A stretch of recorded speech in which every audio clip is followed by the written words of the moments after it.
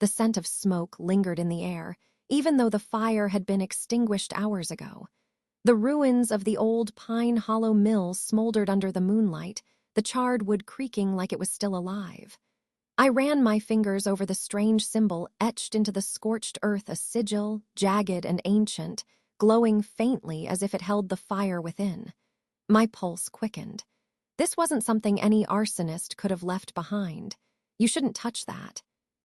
The voice startled me, low and rough, and when I turned, he was standing in the shadows, his face half lit by the embers. Elijah. His dark eyes burned like coals, his presence as unnerving as it was magnetic. "What is this?" I demanded, gesturing to the sigil. "It's a warning," he said, stepping closer. "And a curse." Before I could ask more, the ground beneath the sigil trembled and a wave of heat rushed over me. From the ashes rose a flicker of flame, alive, shifting, watching. Elijah grabbed my arm, his grip firm but cold. "The fire knows you now, and it won't stop until it has you." Chapter 1, The Ashes Whisper. The fire site was quieter than Renee expected. Fires that burned with this kind of intensity usually left echoes, heat clinging stubbornly to the earth, smoke hanging in the air like a ghost.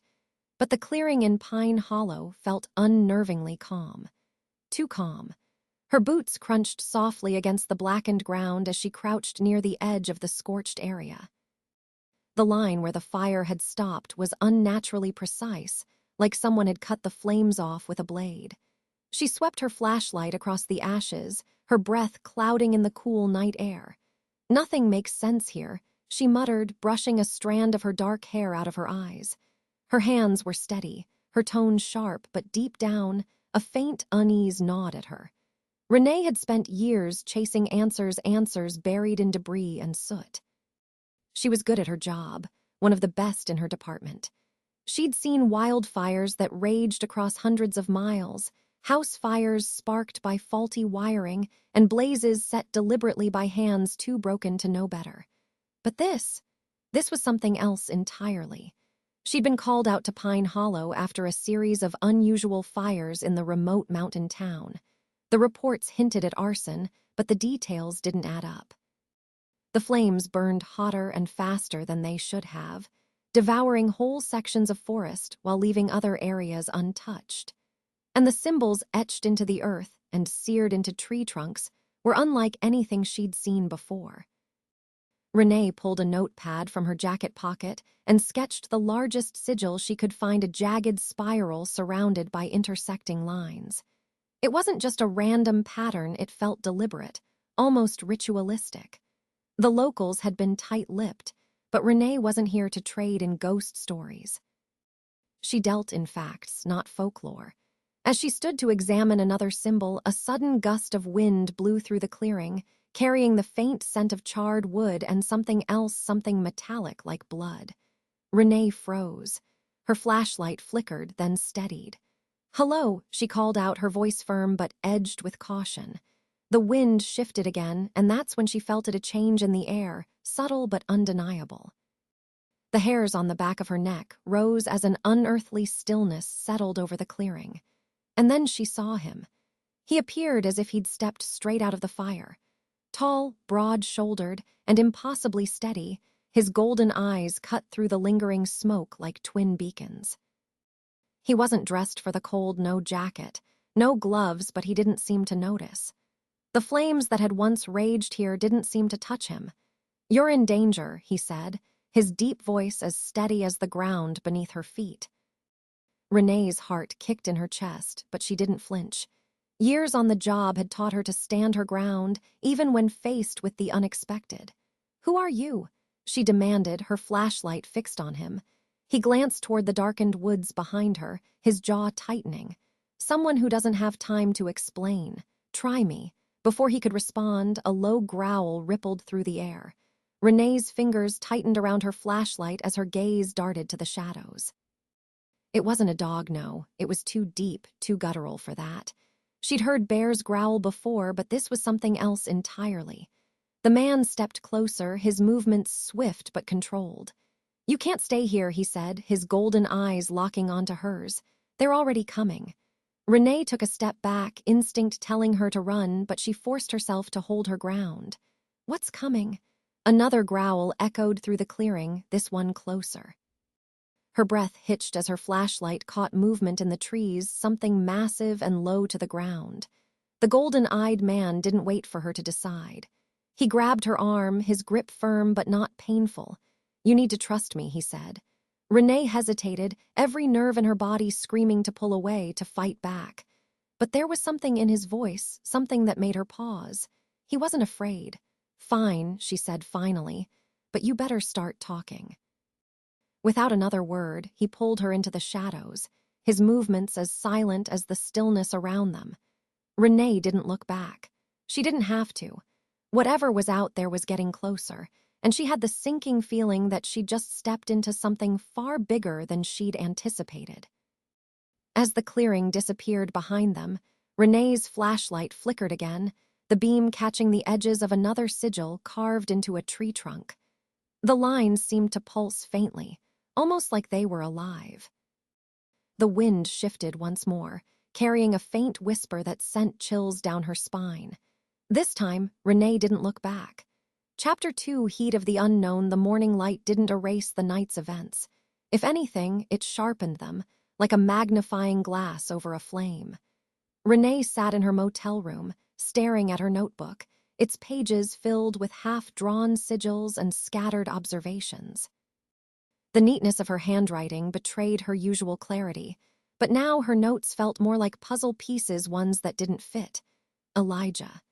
That was the name he'd finally given her, though it offered little comfort. Renee had spent years working in the most volatile of environments, surrounded by flames, smoke, and danger. She'd never once felt powerless. But last night, she'd been dragged into the woods by a man who'd materialized from fire and shadows, only to escape some things she couldn't explain. Her arm ached faintly where he'd grabbed her. Not bruised, not sore, just warm, like the heat of the fire hadn't quite left her skin. She glanced at the clock on the nightstand, 7:12 a.m. It was early, but her body hummed with too much restless energy to sit still. Throwing on her jacket, she grabbed her gear and headed out into the brisk mountain air. The town of Pine Hollow was a curious mix of charm and unease. Nestled in the shadow of towering pines, the streets were lined with rustic storefronts and weathered cabins. The early risers were already out, locals chatting over steaming cups of coffee, a pair of teenagers tossing a frisbee in the park. But Renee could feel the undercurrent of tension. It was in the way people glanced at her, their conversations halting as she passed. She wasn't sure if it was her outsider status or if they somehow knew what had happened. Her first stop was the sheriff's office. Sheriff Donnelly was a man in his late 50s, his thinning gray hair tucked beneath a hat that looked like it had seen better days. He was one of the few people in town who'd been cooperative, but even his helpfulness came with a warning: "This place has its secrets, Miss Cole. You do well not to stir them up." "Back so soon?" Donnelly asked as Renee stepped into his office.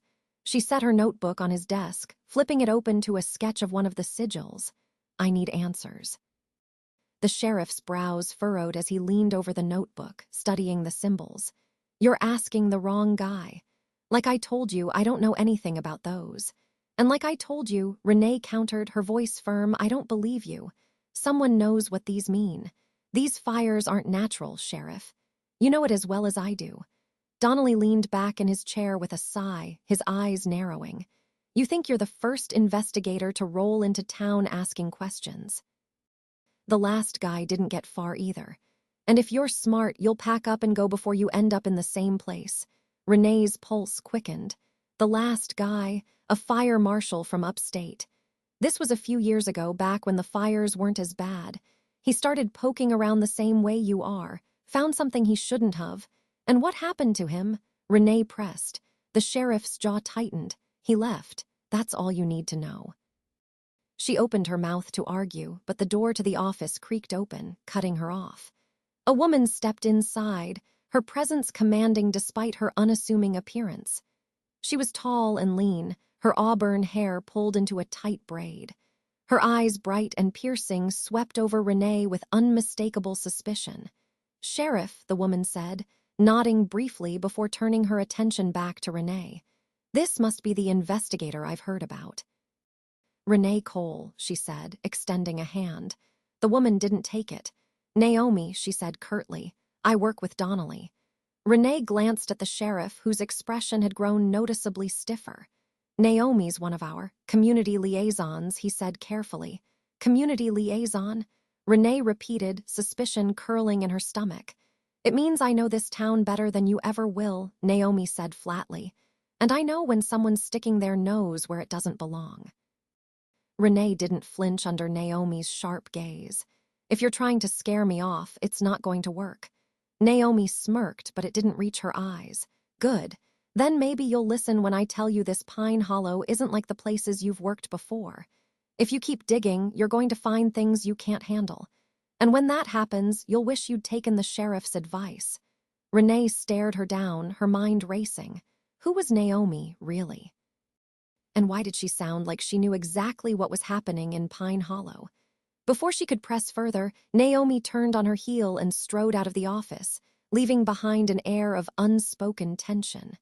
Friendly town, Renee muttered, picking up her notebook. Naomi means well, Donnelly said, though his tone lacked conviction. But she's right about one thing, Pine Hollow isn't like anywhere else. Renee tucked her notebook under her arm and headed for the door. Thanks for the advice, Sheriff, but I'm not going anywhere. Back at the fire site, the air felt different, warmer. Renee crouched near the edge of the scorched earth, examining the sigils again. She traced the lines of the spiral with her glove, her thoughts spinning like a wheel stuck in mud. As the sun dipped lower in the sky, she felt it again, the shift in the air. A presence. You don't listen, do you? Renee whipped around, finding herself face to face with Elijah once more. His golden eyes glinted in the fading light, and his expression was a mix of frustration and something she couldn't quite name. You shouldn't be here, he said, his voice low. Then maybe you should start explaining what's going on, she shot back. Elijah stepped closer, his presence both commanding and unsettling. You're in over your head. Then pull me out, Renee said. You seem to know more than anyone else in this town. For a moment, Elijah didn't answer. His gaze lingered on her, searching. Then he sighed, running a hand through his dark hair. Fine, he said, but you're not going to like what you find. Chapter 3, Golden Eyes in the Dark. Renee didn't flinch as Elijah stared her down, his golden eyes flickering like embers. The heat of his presence was palpable, even in the crisp evening air. She'd spent the better part of a day trying to untangle the mystery of Pine Hollow, but every thread she pulled only led to another knot. And here he was, the one thread that refused to snap or unravel, no matter how hard she pulled. He didn't speak right away. Instead, his gaze moved over the clearing, scanning the tree line as if expecting something or someone. His jaw was tight, his posture coiled, like he was ready to spring into action at any moment. You said I wouldn't like what I'd find, Renee said, breaking the silence. Start talking. Elijah's lips twitched, not quite a smile, but close enough to make her bristle. You're persistent. I'll give you that. She folded her arms. I'm an arson investigator. It's my job to get to the truth. He tilted his head slightly, the corner of his mouth quirking up. Is that what you think this is? Just another investigation. It's a fire, she said firmly, and it didn't start itself. Elijah stepped closer, closing the distance between them with slow, deliberate movements. Renee forced herself to hold her ground, even as his presence set her pulse racing. You think this is about a fire, he said, his voice low and steady, because that's the only way you know how to see it. But this isn't something you can explain with evidence bags and lab tests. What's happening here isn't natural, Renee. And if you keep digging, you're going to find yourself caught in something you can't control. Then help me understand it, she said, her frustration bubbling to the surface. You keep showing up, warning me to leave, but you're not giving me a reason. If you think I'm just going to walk away because you told me to, you don't know me. Elijah studied her for a long moment, his golden eyes unreadable. Finally, he exhaled sharply, running a hand through his dark hair. You saw the sigils, he said. They're part of a seal, a barrier meant to contain something dangerous, something old. What kind of something? Renee pressed. Elijah hesitated, his gaze drifting toward the trees again. A creature. An entity born of fire and vengeance. It's been trapped here for decades, bound by those seals. But something's changed. The seals are weakening, and the fires are just the beginning. Renee's mind raced, trying to process his words. A part of her wanted to dismiss it as nonsense, just another local legend meant to keep outsiders away. But the memory of the sigils, the unnatural heat of the fire, and the growls she'd heard in the woods wouldn't let her. What does this entity want? She asked, her voice quieter now. To burn, Elijah said simply, to consume everything in its path. Pine Hollow has been its prison for decades, but if it breaks free. He didn't finish the sentence, but he didn't have to. Renee could see the weight of it in his eyes. And you, she asked, what's your role in all of this? Elijah's expression darkened. I'm the one who keeps the balance, or tries to anyway. How? It doesn't matter, he said, his tone sharp enough to make her flinch. What matters is that you stay out of its way. You've already drawn its attention. The more you involve yourself, the more danger you're in. I didn't come here to walk away, Renee said, her voice steady despite the knot of fear tightening in her chest. If this thing is as dangerous as you say, then someone has to stop it. Elijah's laugh was bitter, his eyes flashing. You can't stop it. You're human. And what about you? She challenged. You're not exactly normal, are you? For a split second, something like regret flickered across his face. But it was gone before she could read it, replaced by a hard, unyielding mask. You don't want to know what I am, he said quietly. And if you're smart, you won't ask. Renee stepped closer, her frustration boiling over. Stop treating me like some helpless bystander. I don't care what's out there or what you are. I just want to know the truth. Before Elijah could respond, a sharp crack echoed through the woods. Renee turned toward the sound, her heart pounding. Stay behind me, Elijah said, his voice low and urgent. Renee opened her mouth to argue, but the look in his eyes silenced her. He stepped forward, his movements silent despite the thick layer of dead leaves on the forest floor. Renee followed a few steps behind, her flashlight clutched tightly in her hand. The shadows between the trees seemed to move, shifting and twisting like living things. Renee's grip on her flashlight tightened as she scanned the darkness, searching for the source of the sound. Elijah, she whispered, her voice barely audible. He didn't respond. Another growl cut through the silence, closer this time. Renee's breath caught as a pair of glowing red eyes appeared in the shadows, followed by another. And another. Elijah, she said again, louder this time. I see them, he said, his voice calm but tense. Stay close. The creatures stepped into the dim light, their forms massive and wolf-like, but their eyes burned with an unnatural light. Their bodies seemed to shimmer as if they were made of smoke and flame. What are they? Renee whispered. Guardians of the seal, Elijah said. But the balance is broken. They don't recognize you or me. The largest of the creatures let out a low, rumbling growl, its eyes fixed on Renee. Her heart thundered in her chest as it took a step closer, its teeth bared. Elijah, she said, her voice trembling. He moved in front of her, his body tense. When I tell you to run, you run. Do you understand? Renee opened her mouth to protest, but the words died in her throat as the creature lunged. Chapter 4, Mark of the Flame, the creature lunged, its massive form moving faster than something its size should have been able to. Renee's instincts screamed at her to run, but her feet were rooted to the ground. It wasn't fear, it was something else. Something magnetic that held her in place, even as the fiery wolf barreled toward her. Elijah was faster. In a blur, he stepped between Renee and the beast, his body radiating heat so intense it made her skin prickle. His hand shot out, catching the creature mid-leap. The impact sent a shockwave through the air, the force of it rattling Renee's bones. Run, Elijah barked, his voice cutting through the chaos. But she didn't move. She couldn't. Her eyes were locked on the impossible sight before her Elijah, his golden eyes blazing brighter than before, wrestling the creature to the ground. It snarled and snapped at him, flames licking at its fur, but he didn't let go. Elijah, I said, run. He shouted, his voice raw with authority. This time, his words broke through the strange spell holding her. Renee turned and ran, her flashlight beam bouncing wildly as she tore through the forest.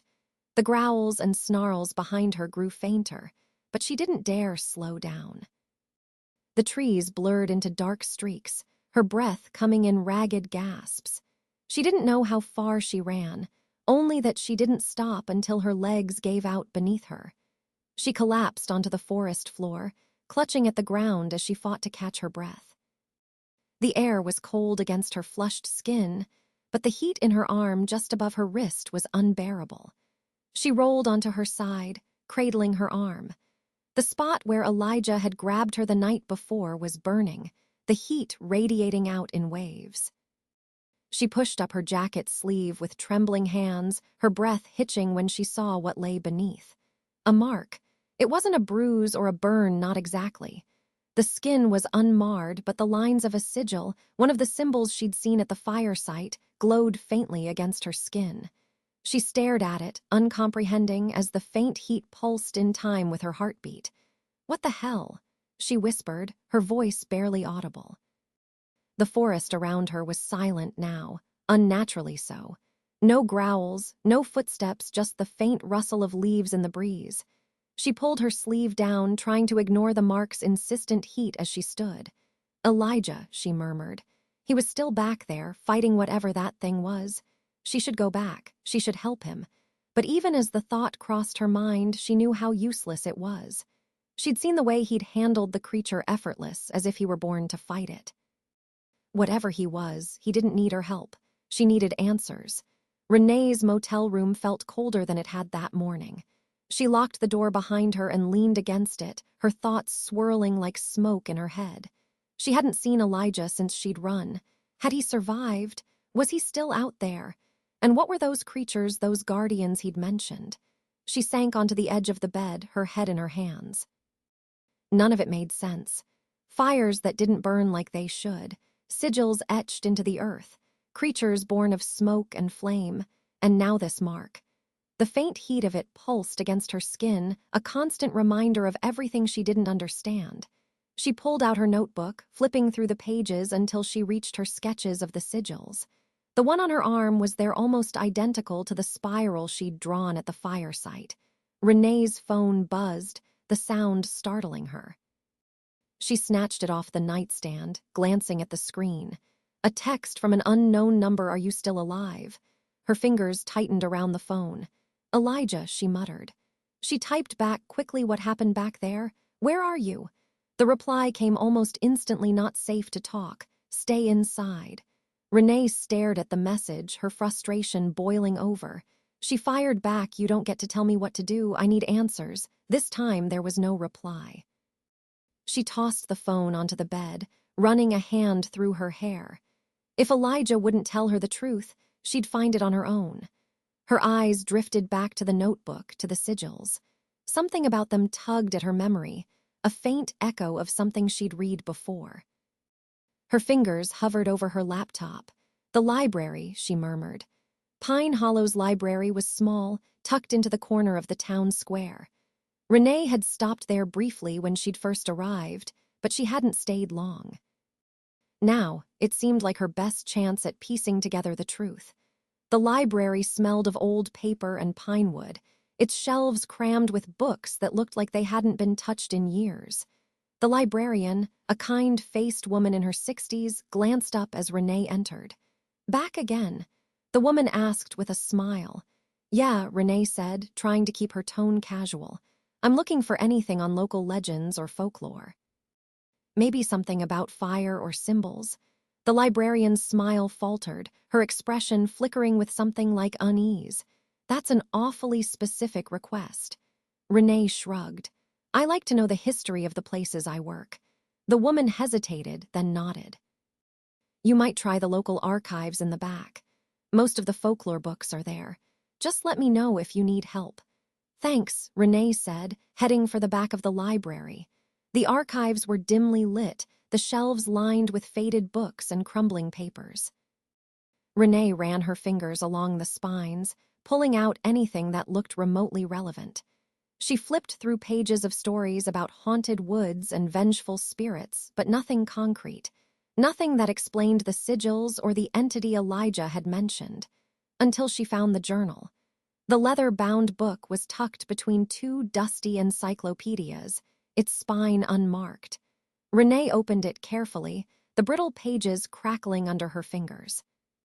The handwriting was neat, but rushed, the words spilling across the page like the writer had been desperate to get them out. The fires are not natural. Renee's breath caught. The sigils keep it contained, but only barely. If the seal breaks, there will be nothing left of Pine Hollow but ash. She turned the page, her heart racing. The journal was filled with sketches of the same sigils she'd seen: spirals, intersecting lines, and symbols that seemed to hum with hidden power. But it was the final page that stopped her cold. The mark will choose the keeper. The fire will live in their blood. Renee stared at the words, her pulse hammering in her ears. The heat of the mark on her arm flared, and for the first time, she truly understood the danger she was in. Chapter 5. The shadowed forest. The words in the journal burned into Renee's mind as she drove toward the forest. The mark will choose the keeper. The fire will live in their blood. She didn't want to believe it. She couldn't. Whatever had happened to her was a coincidence, a trick of adrenaline, her body's reaction to the stress and heat of the fire. It had to be. But the journal's words wouldn't stop echoing in her head, and the persistent heat of the mark on her arm told a different story. The sun dipped low in the sky as she parked near the fire site, the last rays of light casting long shadows across the ground. She grabbed her flashlight and headed into the woods, her breath visible in the crisp evening air. The forest was eerily quiet, the kind of silence that made every rustling leaf and snapping twig feel deafening. Renee scanned the area with her flashlight, her fingers tight around its handle. She didn't know what she was looking for: answers, maybe, or Elijah. Maybe both. She hadn't seen or heard from him since the encounter with the creatures the night before. Part of her was angry he'd dragged her into this without a proper explanation and then disappeared. But another part of her was worried, though she hated to admit it. Those creatures had been dangerous, and she wasn't sure even Elijah could take them all on his own. As she stepped deeper into the woods, she saw the stone circle. It was ancient, the rocks weathered and covered in moss, yet the sigils carved into them were sharp and clear. They glowed faintly in the growing darkness, pulsing in rhythm with the heat on her arm. Renee approached cautiously, her flashlight beam dancing over the stones. "This can't be real," she muttered. But it was. The sigils carved into the stones matched the ones she'd seen at the fire site and in the journal.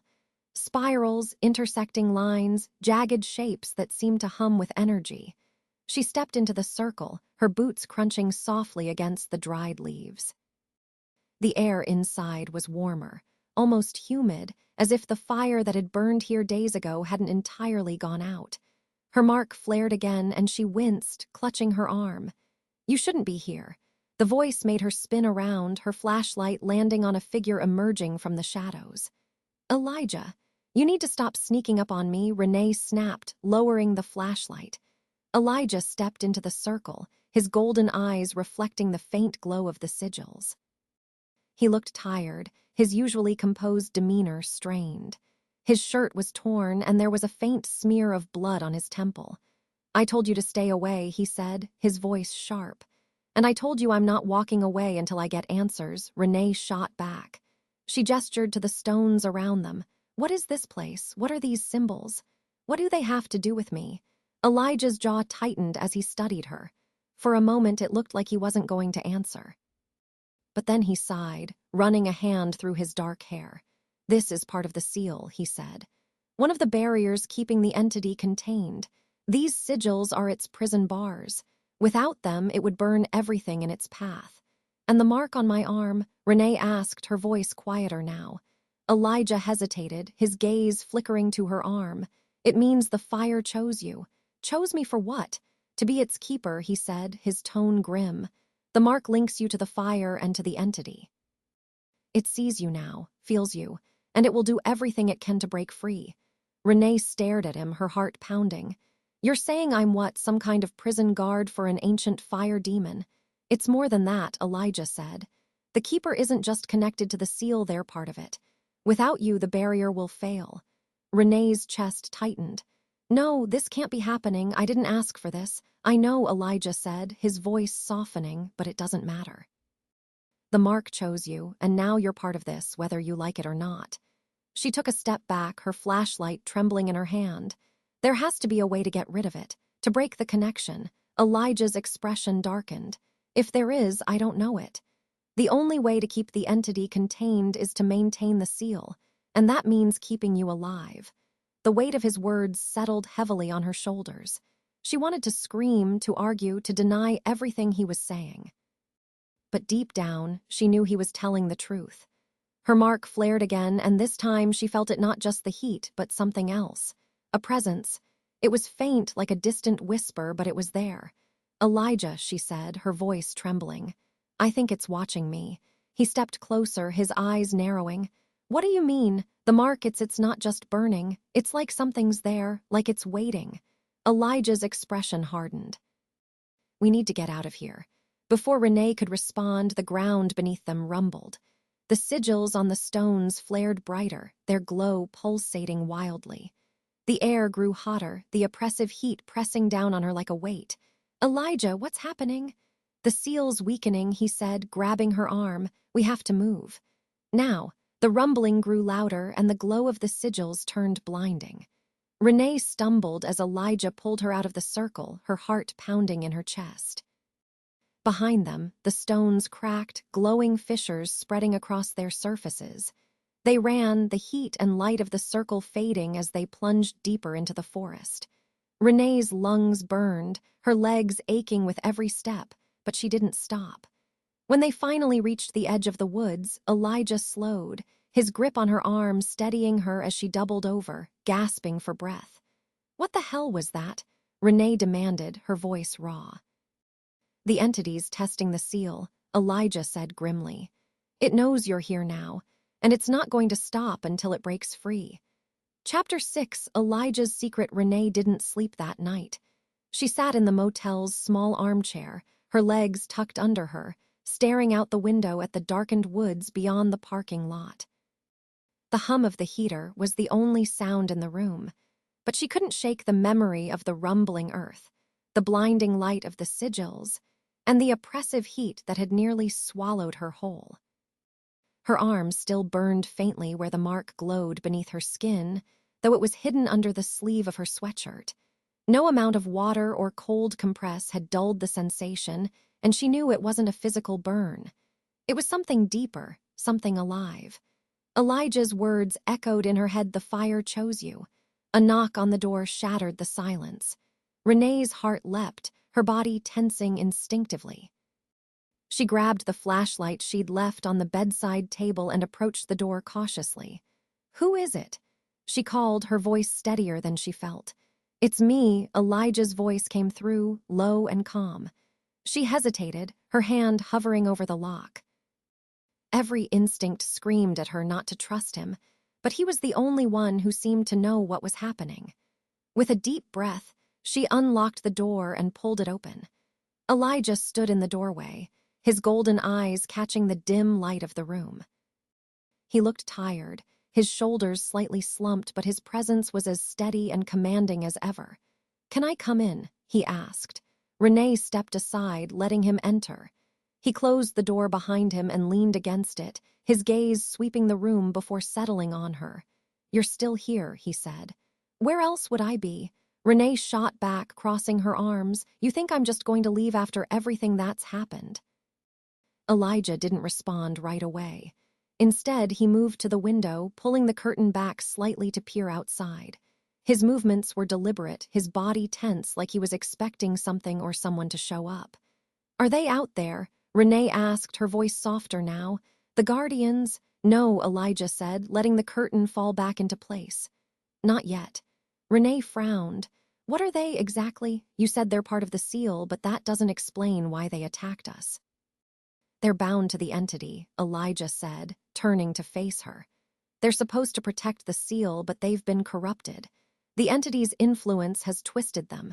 They don't recognize who's trying to help anymore, "And you?" Renee asked. "What are you? You keep showing up, warning me, fighting these things, but you haven't told me anything about yourself." Elijah's jaw tightened, his golden eyes flickering with something unreadable. "You don't want to know." "That's not your call to make," Renee snapped. "If I'm part of this now, if my life is on the line, then I deserve to know the truth." "Who are you, Elijah? What are you?" For a moment he just stared at her, his expression unreadable. Then he sighed, running a hand through his hair. "Fine," he said, his voice low. "You want the truth? Here it is. I'm not human. Not entirely." Renee's breath caught, but she didn't say anything. She waited, her heart pounding in her chest. "I was born here," Elijah continued, his tone measured, as if he were carefully choosing each word. "In Pine Hollow. My family was part of the original group that sealed the entity decades ago. The sigils, the seals, they created them, and they paid the price for it." "What price?" Renee asked, her voice barely above a whisper. "They bound themselves to the fire," Elijah said, "to its power. It gave them the strength to keep the entity contained, but it also changed them." "It changed me." His gaze dropped to the floor, his voice growing softer. "I've been tied to this place ever since. The fire is in my blood, just like it's in yours now. But unlike you, I wasn't chosen. I was made." Renee's mind raced, trying to piece together what he was saying. "So you're what, some kind of guardian too? Not like the ones you saw," Elijah said. "They're creatures twisted by the entity's corruption. I'm something else, something in between." In between what? He didn't answer right away. Instead, he looked at her, his golden eyes glowing faintly in the dim light. "In between human and fire," he said finally. "I'm part of the seal, just like you are now. And that means I'll do whatever it takes to keep it from breaking, even if it kills me." Renee's stomach twisted. There was a weariness in his voice, a resignation that made her chest ache. "How long have you been doing this?" she asked. "Long enough," Elijah said. "And the others? The people who helped create the seal, what happened to them?" "They're gone," he said simply. "The fire took them. I'm the last one." The room fell silent. Renee didn't know what to say. She'd spent her life chasing answers, but this was beyond anything she could have imagined. "What happens now?" she asked finally. Elijah's expression darkened. "Now we figure out how to keep you alive. The entity knows who you are now. It's going to come for you, and it won't stop until the seal is broken." Renee swallowed hard, the weight of his words settling heavily on her. "And if the seal breaks?" "Then Pine Hollow burns," Elijah said, "and it won't stop there." Chapter 7. The pack's warning. The morning dawned cold and gray, the sky streaked with the promise of rain. Renee stood outside her motel, her jacket pulled tight against the chill. Elijah had left hours before, disappearing into the woods without explanation. He'd said he had things to do, but the look in his eyes had told her there was more to it than that. She didn't like being left in the dark, not after everything she'd learned. The mark on her arm still throbbed faintly, a constant reminder of the fire's claim on her. Renee had spent the night reading and rereading the journal she'd found, but the more she learned, the less she understood. The sigils, the entity, the seal, everything felt like pieces of a puzzle she didn't have the full picture for. And then there was Elijah. His confession from the night before still echoed in her mind. Part human, part fire, bound to Pine Hollow by the same force that now tethered her. Renee wasn't sure what unsettled her more, the truth of what he was or the way he'd looked at her when he said it, like he carried the weight of the world on his shoulders. She didn't have time to dwell on it. She had work to do. The drive to the fire site was quiet, the winding road bordered by dense forest on either side. Renee's hands gripped the wheel tightly, her mind racing with questions she didn't have answers to. When she arrived, the site was just as she'd left it, scorched earth and blackened trees, the sigils etched into the ground still faintly visible despite the ash and debris. She crouched near one of the symbols, tracing its lines with her gloved fingers. The journal had said the sigils were part of the seal, but it hadn't explained why they were fading. Was it because of the fires, or was it her? Her thoughts were interrupted by the sound of footsteps behind her. Renee stood quickly, her flashlight in hand, her heart racing as she turned to face the source of the sound. A group of people emerged from the trees, their movements fluid and deliberate. They weren't dressed for a casual hike, thick jackets, sturdy boots, and sharp eyes that watched her every move. At the front of the group was Naomi, the auburn-haired woman Renee had met at the sheriff's office. Her piercing gaze locked onto Renee with an intensity that made her stomach twist. "Naomi," Renee said cautiously, "didn't expect to see you here." Naomi crossed her arms, her posture radiating authority. "You've been busy," she said, her tone neutral but edged with something colder. "Is that a problem?" Renee asked, trying to keep her voice steady. Naomi tilted her head, her eyes narrowing. "That depends on what you've found." Renee's grip on her flashlight tightened. "I'm just trying to figure out what's going on here. The fires, the symbols, none of it makes sense." "It's not supposed to make sense to you," Naomi said sharply, taking a step closer. "You're an outsider, and you're stirring up things you don't understand." Renee bristled. "I'm an investigator. It's my job to figure this out." "If there's something you're not telling me, you need to stop," Naomi interrupted, her voice low and firm. "Whatever you think you're going to find, it's not worth the cost." The group behind her shifted, their movements subtle but synchronized, like a pack of wolves circling prey. Renee's pulse quickened as she realized they weren't just here to talk. "What cost?" Renee asked, her voice sharp. Naomi's eyes flicked to the mark on Renee's arm, visible where her sleeve had slipped up. "You've already paid it," she said quietly. "The fire has you now, and it's only a matter of time before it burns you alive." Renee stepped back, her mind racing. "What do you know about the fire? About the mark?" Naomi hesitated, her expression unreadable. Then she sighed, a flicker of something like pity crossing her face. "You're part of this now. There's no way out." Renee clenched her fists. "Then help me stop it." "If you know what's happening, if you know what's coming, we're not here to help you," Naomi said, her tone hardening. "We're here to warn you. Stay out of the woods, stay away from the seal, and stop digging into things that don't concern you." "And if I don't?" Renee challenged. Naomi's lips curved into a faint, humorless smile. "Then you won't last long enough to regret it." Renee's heart pounded as the group turned and disappeared back into the trees, their movements as silent as they'd been when they arrived. Back at the motel, Renee sat at the small table, staring at the journals spread out in front of her. Naomi's words rattled in her mind, mingling with Elijah's warnings and the journal's cryptic entries. "The fire has you now." She traced the mark on her arm absently, her thoughts spiraling. Was Naomi right? Was she doomed to burn, just like the journal had said? A soft knock on the door snapped her out of her thoughts. Renee stood cautiously, her hand hovering over the doorknob. "Who is it?" "Elijah." She opened the door, and he stepped inside, his presence filling the small room. His expression was grim, his golden eyes sharp. "They found you," he said. "It wasn't a question." "Naomi," Renee said. "She showed up at the fire site with a group of I don't know her friends. They told me to stop digging, said I wouldn't last if I didn't." Elijah's jaw tightened. "You shouldn't have gone back there." "I didn't have a choice," Renee shot back. "You left me with nothing but half answers and a warning to stay alive." "I need more than that, Elijah." He exhaled, running a hand through his hair. "Naomi and her group, they're the pack. Wolves, they've been here almost as long as the seal. Their job is to protect the town from anything the fire touches." Renee's stomach twisted. "They're werewolves," Elijah nodded. "And they're not wrong to warn you. The fire doesn't just burn, it corrupts. Anyone who gets too close to it becomes a threat." "So they think I'm a threat," Renee said flatly.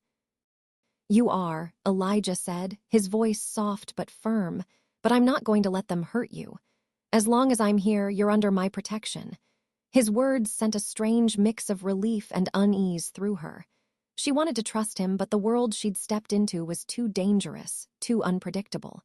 "What happens now?" she asked. Elijah's eyes met hers, and for the first time she saw a flicker of uncertainty in them. "Now," he said, "we prepare for war." Chapter 8, Flames That Remember. The library's archive room smelled of dust and aged paper. the kind of scent that spoke of forgotten stories and long-buried secrets. Renee sat at a small table, surrounded by a precarious stack of books and folders. Elijah had insisted on accompanying her, though he kept his distance, leaning against a wall near the door with his arms crossed and his golden eyes scanning the room. "Do you ever relax?" Renee asked, glancing at him over the rim of her notebook. Elijah's lips twitched, almost forming a smile. "Not when I'm protecting someone." "Well, maybe try it.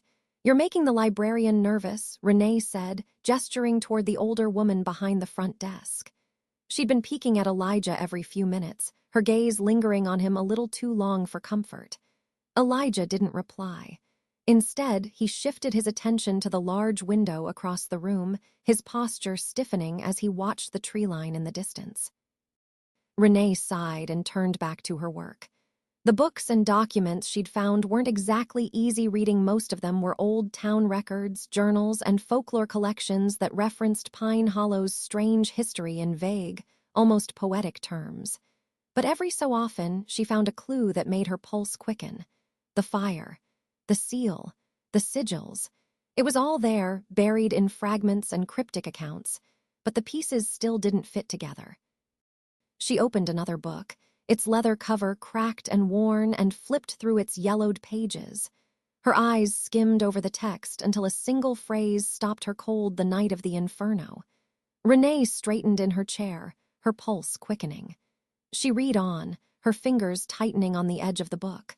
The fire swept through the eastern forest like a living thing, devouring everything in its path.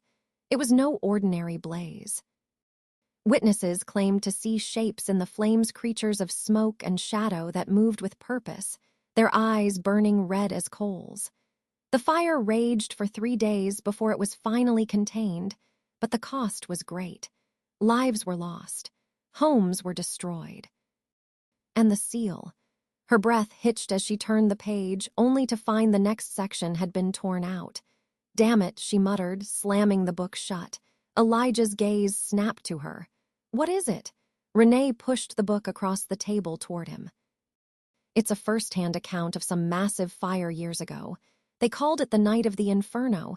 There's mention of creatures, guardians, maybe, and the seal, but the rest is missing." Elijah picked up the book, his brow furrowing as he read the passage.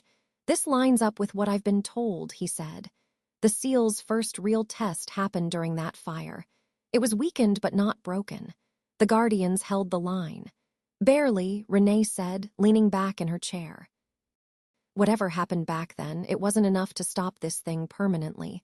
Now it's happening again, and the seal isn't holding. Elijah's jaw tightened, "Because it's tied to you now." Renee flinched, his words hitting like a punch to the gut. "You keep saying that, but I still don't understand why. Why me? Why now?" Elijah didn't answer immediately. He set the book down and walked over to her, his golden eyes searching hers. "Sometimes it's not about why," he said softly.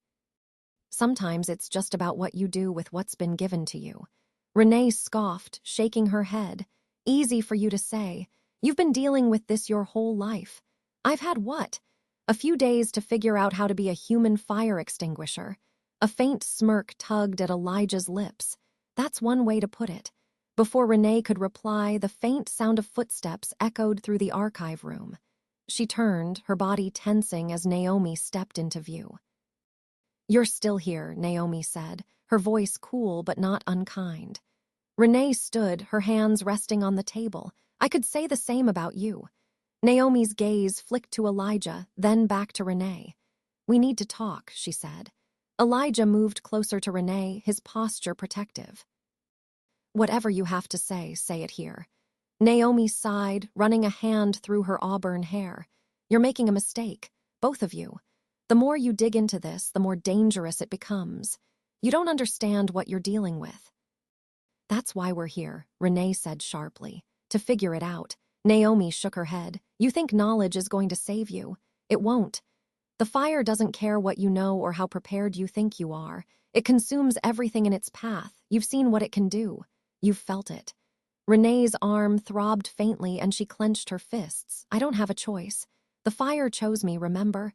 So unless you've got some secret way of breaking this connection, I'm stuck. Naomi hesitated, a flicker of something like regret crossing her face. You're not stuck, she said quietly. You're a threat. And if you can't control it, we'll have no choice but to eliminate you. Renee's breath caught, her mind racing. You can't be serious. Elijah stepped forward, his golden eyes blazing. You'll have to go through me first. Naomi's expression hardened.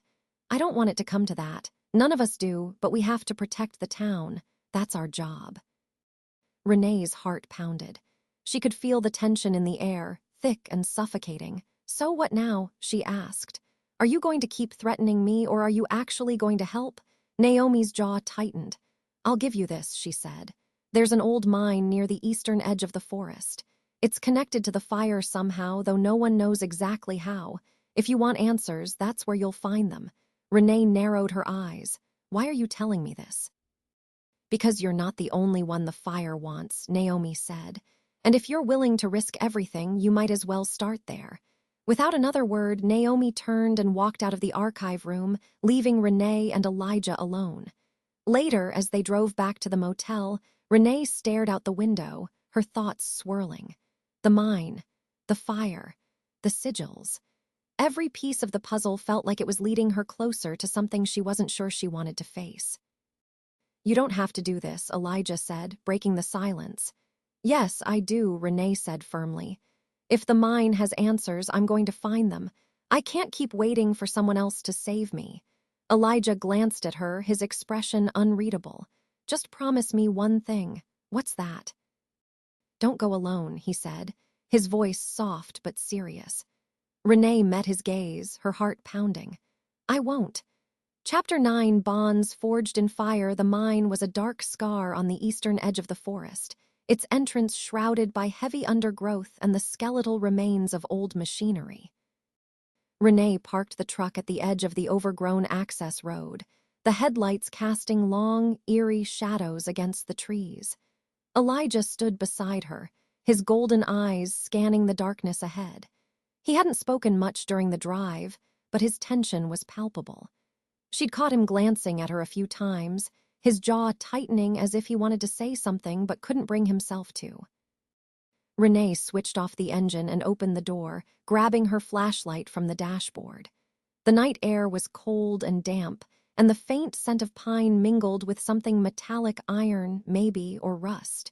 You sure about this? Elijah asked, his voice low. Renee gave him a look. Are you seriously asking me that right now? He didn't answer, but the faintest hint of a smirk tugged at his lips. They approached the entrance together, their footsteps crunching softly on the gravel path. The mine's mouth yawned open before them, a jagged black hole that seemed to swallow the light of their flashlights. Renee hesitated, the weight of the place pressing down on her like an invisible hand. What do you know about this place? She asked, breaking the silence. Elijah's gaze lingered on the entrance. Not much, just stories. The mine was abandoned decades ago after an explosion killed most of the workers. They say the fire started down there in the deepest shaft. Renee frowned. The fire? You mean the fire? Elijah nodded. It wasn't just an accident. The entity was already awake by then, testing its strength. The explosion was its first real attempt to break free. And now it's trying again, Renee murmured. He didn't reply, but the look in his eyes was answer enough. They stepped into the mine, the air growing colder and thicker the deeper they went. The walls were damp, streaked with mineral deposits that gleamed faintly in the light of their flashlights. Old wooden beams supported the ceiling, their surfaces darkened with age and soot. Renee's pulse quickened as they moved deeper, the oppressive silence broken only by the sound of their footsteps and the occasional drip of water. The air smelled of earth and decay, but there was something else beneath it, something faint but unmistakable. Smoke. She stopped, her flashlight sweeping over the walls.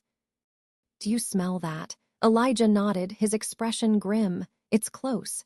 They pressed on, the tunnel narrowing as the air grew hotter. Renee's skin prickled, the heat of her mark intensifying with every step. It wasn't just a burn, it was alive, pulsing like a second heartbeat. Elijah, she said, her voice tight. I don't think this is just heat.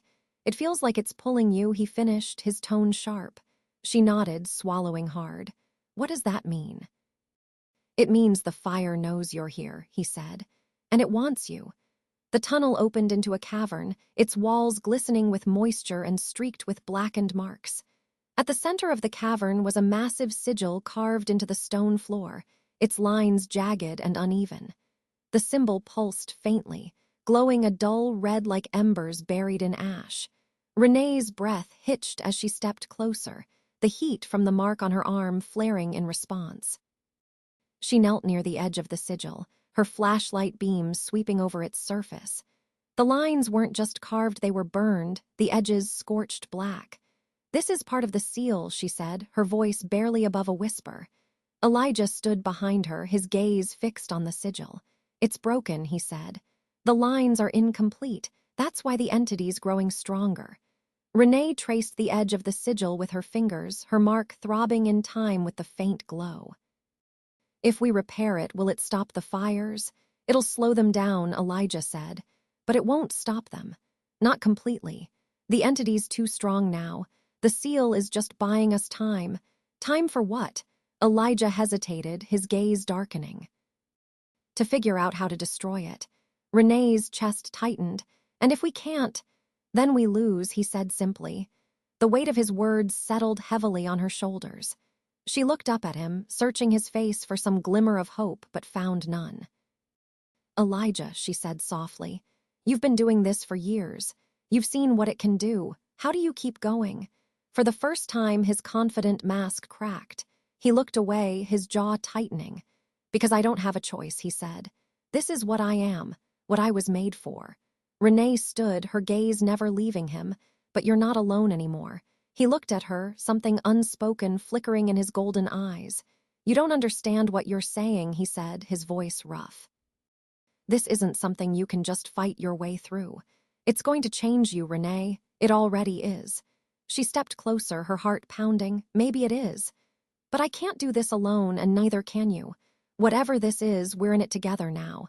Elijah stared at her for a long moment, his expression unreadable. Then, slowly, he nodded. Together, he said.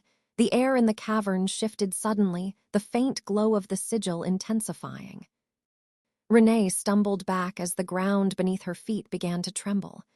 Elijah, get behind me, he said, his voice sharp. The glow from the sigil erupted into flames, and the heat became unbearable.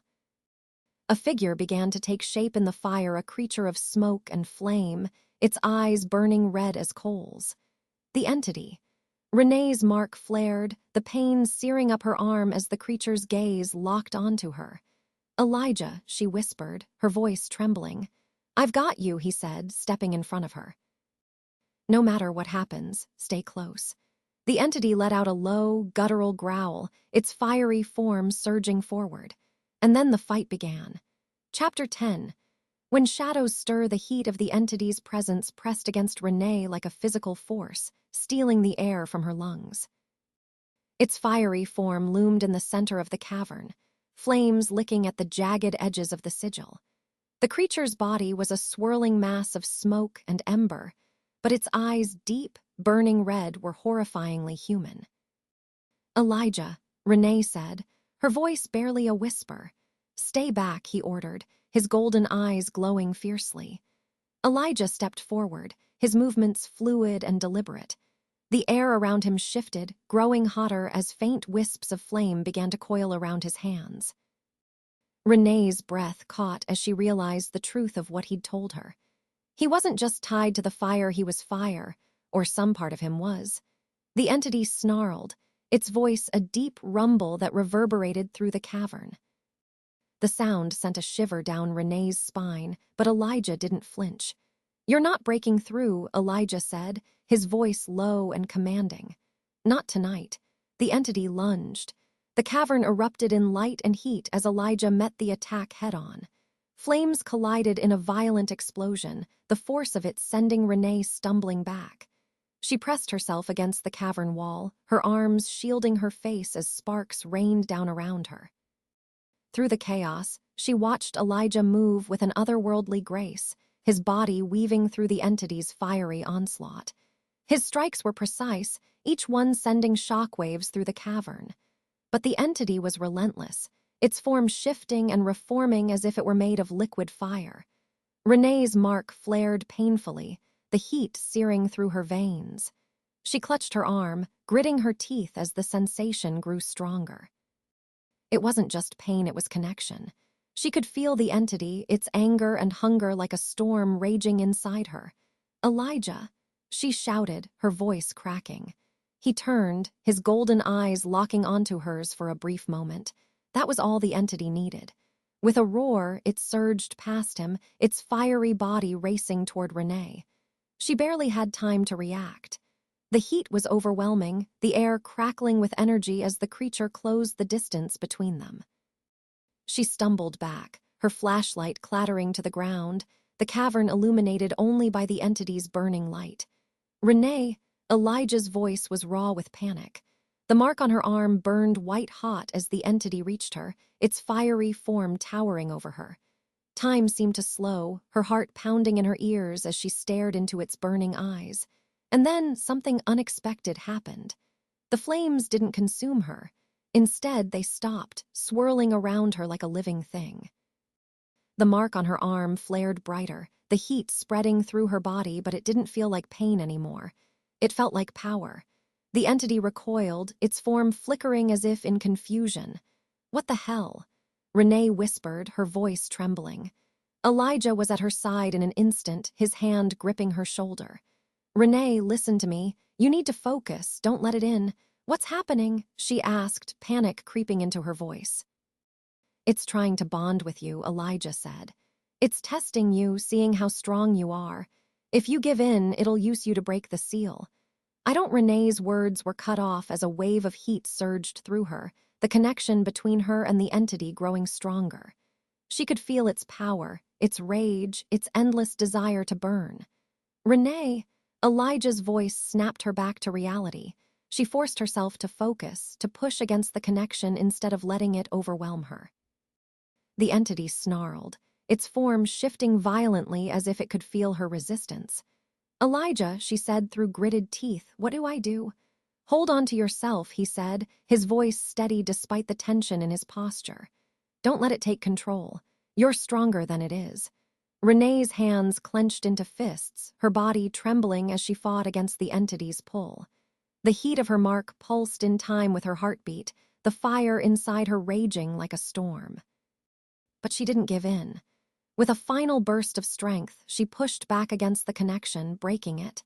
The entity let out a furious roar, its form flickering and shrinking as if it had been wounded. Elijah moved quickly, stepping between Renee and the creature. His hands ignited with golden flames, and with a single powerful strike, he sent the entity hurtling back into the sigil. The flames erupted around it, the lines of the seal glowing bright as the creature was forced back into the depths of the cavern. The light dimmed, the air growing still once more. Renee collapsed to her knees, her breath coming in ragged gasps. The mark on her arm still burned, but the intensity had faded. Elijah knelt beside her, his hand resting lightly on her shoulder. "Are you okay?" She looked up at him, her vision blurred with tears she hadn't realized were there. "What the hell just happened?" "The fire tested you," he said. "And you passed." Renee let out a shaky laugh, though there was no humor in it. "Passed? That felt like barely surviving." Elijah's lips twitched into a faint smile. "Sometimes that's enough." They sat in silence for a moment, the weight of what had just happened settling over them.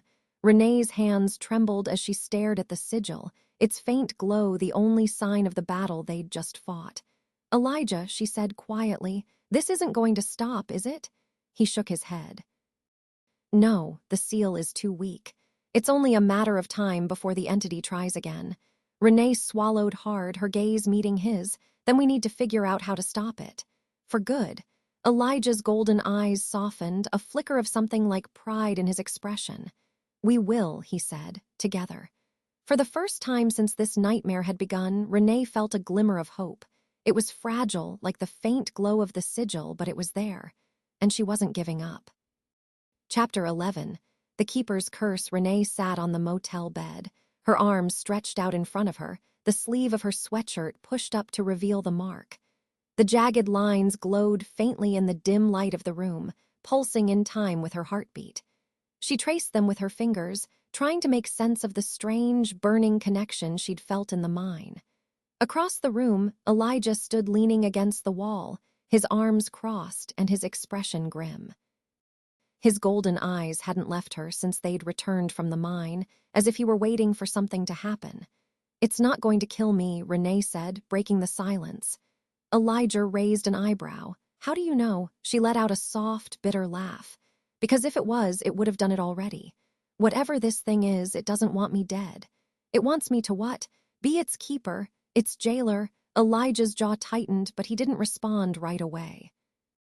Instead, he pushed off the wall and walked toward her, his movements deliberate and controlled. He knelt in front of her, his golden eyes locking onto hers.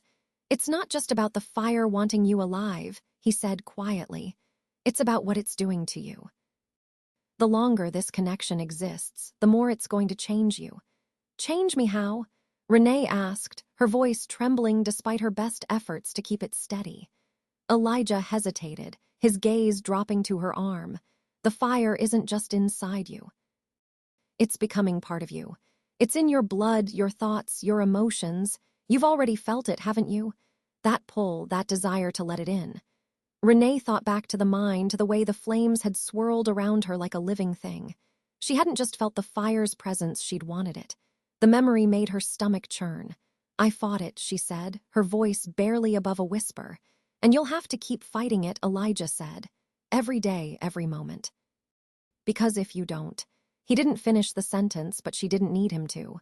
The weight of what he was saying settled over her like a heavy blanket. "So that's it?" she asked bitterly. "This is my life now, fighting to keep some ancient fire demon from turning me into what? A pile of ash?" Elijah's expression softened, a flicker of something like regret crossing his face. "It doesn't have to be," he said. "You're stronger than it is. You proved that tonight." Renee shook her head, her hands clenching into fists. "I didn't ask for this, Elijah. I didn't ask to be chosen or to be part of your seal or whatever this is. I just wanted to do my job." "I know," Elijah said softly, "but the fire doesn't care what you want. It doesn't care about fairness or choice. It only cares about power. And right now, you're the only thing standing between it and the world." The room fell silent, the weight of his words pressing down on both of them. After a long moment, Renee looked up at him, her jaw set. "Then I'll do it," she said. Elijah's eyes narrowed. "Do what?" "I'll keep fighting," she said. "If this thing wants to burn the world, it's going to have to go through me first." For the first time, Elijah's lips curved into a faint smile.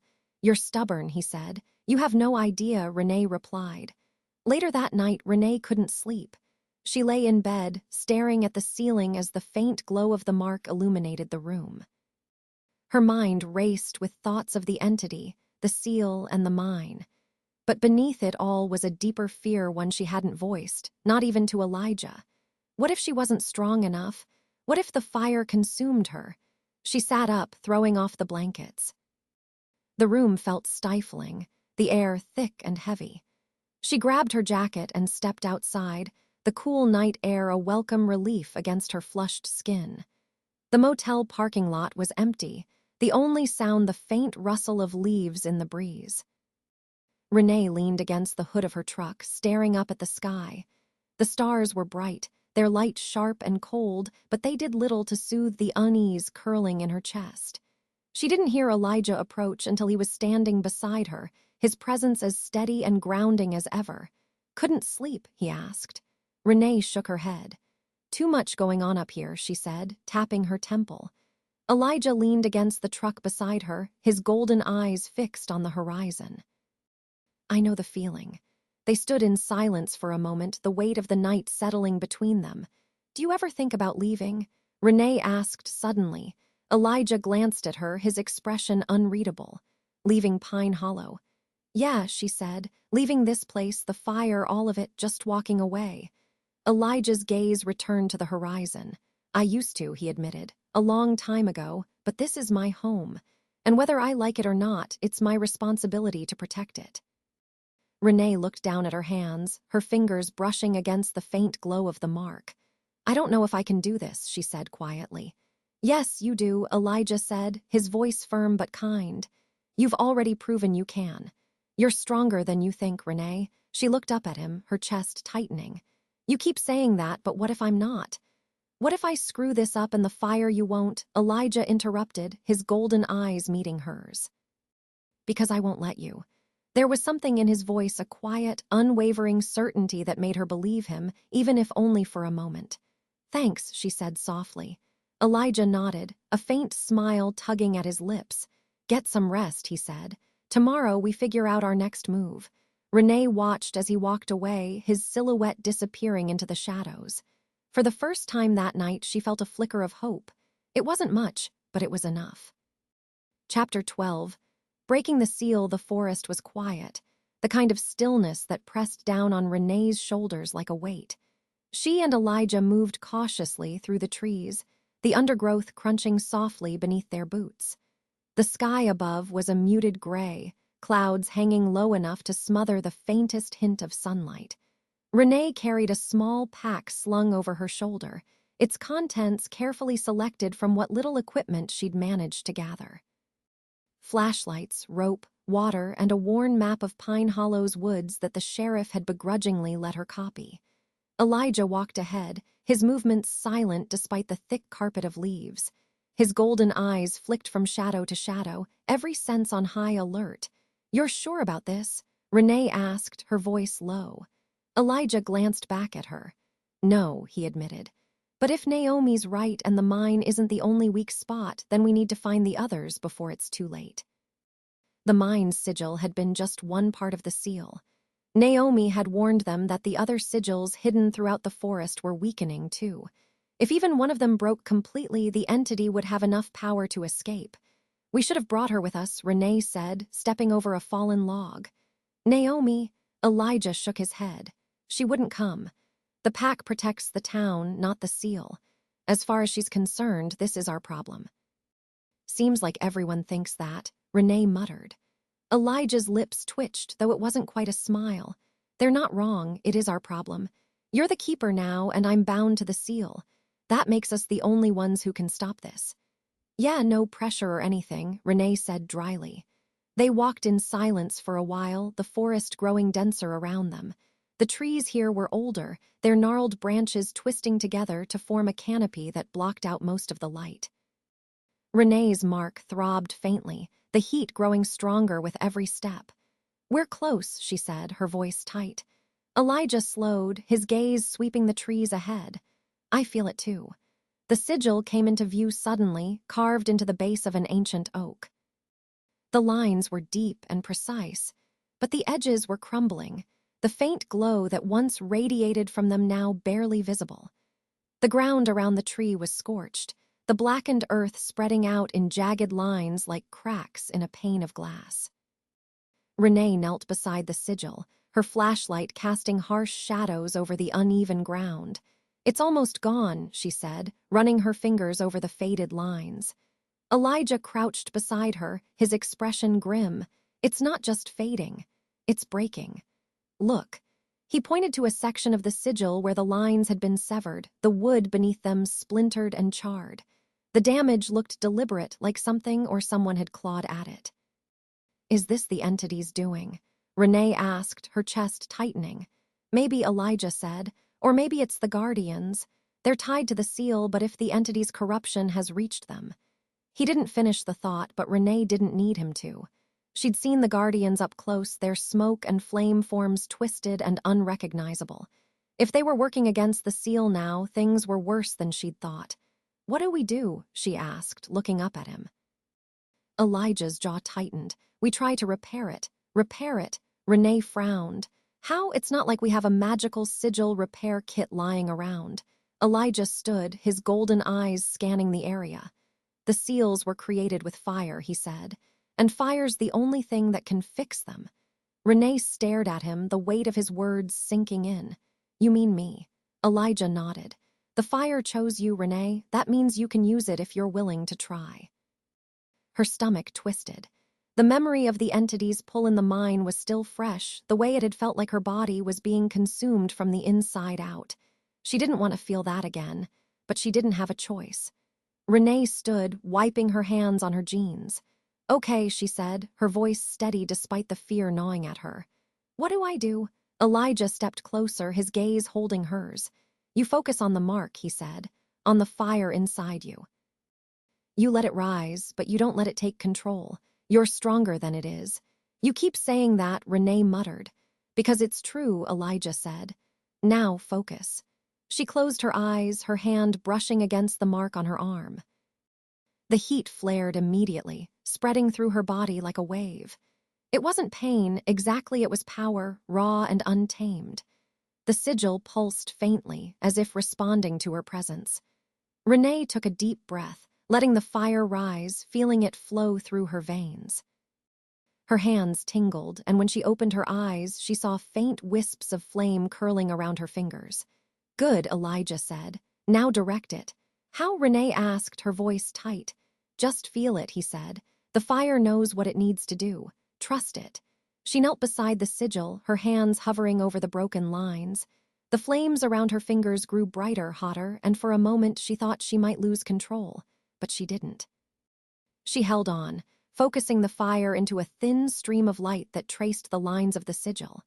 The wood hissed and crackled as the flames burned into it, mending the broken edges.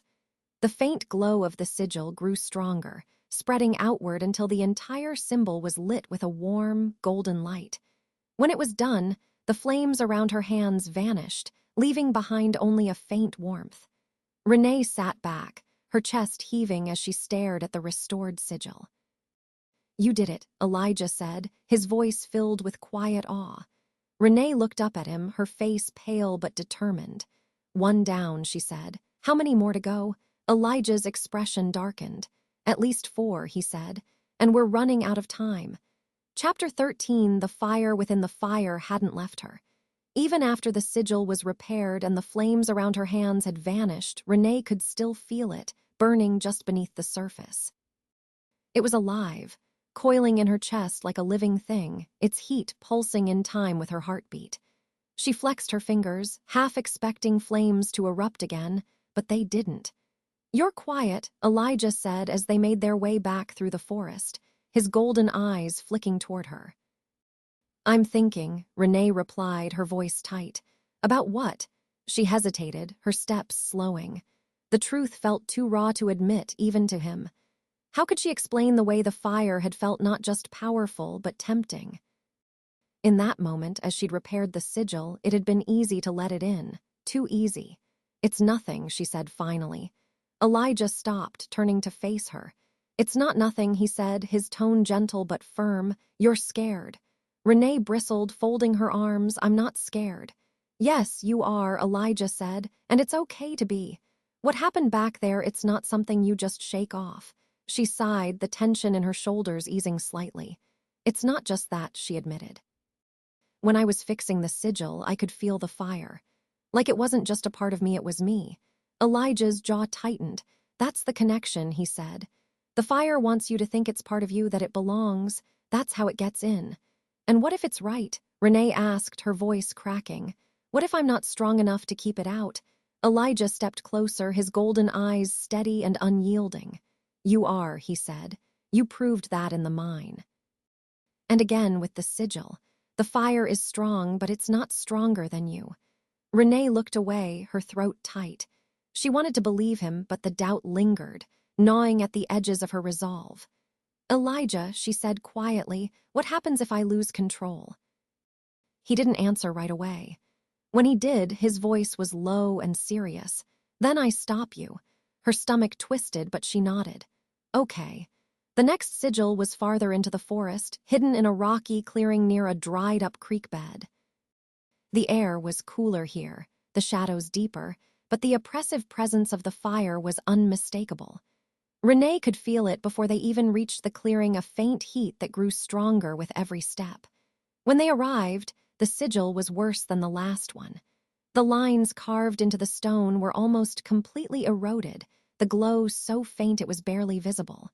The ground around it was scorched, the air thick with the acrid scent of burned earth. "This one's close to breaking," Elijah said, crouching beside the sigil. Renee knelt beside him, her fingers brushing over the faded lines. "We need to fix it now." Elijah nodded, standing and stepping back to give her space. "You know what to do." Renee took a deep breath, focusing on the mark on her arm. The heat flared immediately, spreading through her body like wildfire. She closed her eyes, letting the fire rise but keeping it contained, just as she had before. The sigil responded to her presence, its faint glow pulsing in time with the fire in her veins. She directed the flames into her hands, guiding them to the broken lines. But this time it was different. The fire surged, stronger and wilder than before. It wasn't just a tool, it was a force, alive and untamed. Renee gritted her teeth, her hands trembling as she struggled to control it. "Renee," Elijah said sharply, his voice cutting through the roar in her ears. "I'm fine," she said through gritted teeth. But she wasn't. The fire wasn't just responding to her, it was fighting her, pushing against her control. The flames danced along the sigil, mending the lines but threatening to spill over. "Renee, stop," Elijah said, stepping closer. "I can do this," she said, her voice shaking. The heat intensified, the flames climbing higher as the sigil's glow grew brighter. Renee's chest tightened, her breath coming in short gasps as the fire threatened to consume her. "Renee!" Elijah's voice was closer now, urgent and commanding. Her vision blurred, the edges of the world fading into a haze of light and heat. She felt Elijah's hands on her shoulders, his grip grounding her as he knelt beside her. "Focus on me," he said, his voice steady. "Not the fire. Me." Renee's breath hitched, her eyes locking onto his. His golden gaze was unwavering, a steady anchor in the chaos. She forced herself to breathe, to pull back from the edge of the fire's pull. Slowly, the flames around her hands receded, the heat fading as the sigil's lines settled into a steady glow. Renee collapsed onto the ground, her chest heaving as she fought to catch her breath. Elijah stayed beside her, his hands still on her shoulders. "You're okay," he said softly. "You did it." She shook her head, her voice trembling. "I almost lost it." "I almost, but you didn't," Elijah said, his tone firm. "You pulled back. That's what matters." Renee looked at him, tears stinging her eyes. "What if I can't do this, Elijah? What if I can't control it next time?" "You will," he said, his golden eyes filled with quiet certainty. "Because I'll be there to catch you if you fall." His words settled over her like a balm, soothing the fear that had taken root in her chest. She nodded, her breath still shaky but steadier now. "Okay," she said softly. Elijah helped her to her feet, his hand lingering on her arm for a moment longer than necessary. "We've got more sigils to find," he said. Renee nodded, the weight of the fire still heavy inside her, but the strength to carry it just a little stronger. Chapter 14, Secrets Beneath the Ashes. The third sigil was gone. Renee stood in the middle of the clearing, her flashlight trembling in her hand. Where there should have been carved lines and faint light, there was only scorched earth. The ground was blackened and cracked, the air thick with the acrid scent of burned wood. Whatever had happened here, it hadn't been recent. This sigil had been destroyed long ago. Elijah's expression darkened as he surveyed the damage, his golden eyes narrowing. "It's broken," he said, his voice grim. "Completely?" Renee asked, though she already knew the answer. He nodded. "This isn't just fading or erosion. Someone destroyed it." Renee's chest tightened. "Can it be repaired?" Elijah crouched near the center of the clearing, brushing ash away from what remained of the sigil. The faintest hint of the original lines was still visible, but they were jagged and incomplete. He shook his head. "Not without the original design. We can't fix what we can't see." Renee's mind raced. "The journal," she said suddenly. "The one I found in the library, it had sketches of the sigils. If we can find the original design, we might be able to restore it."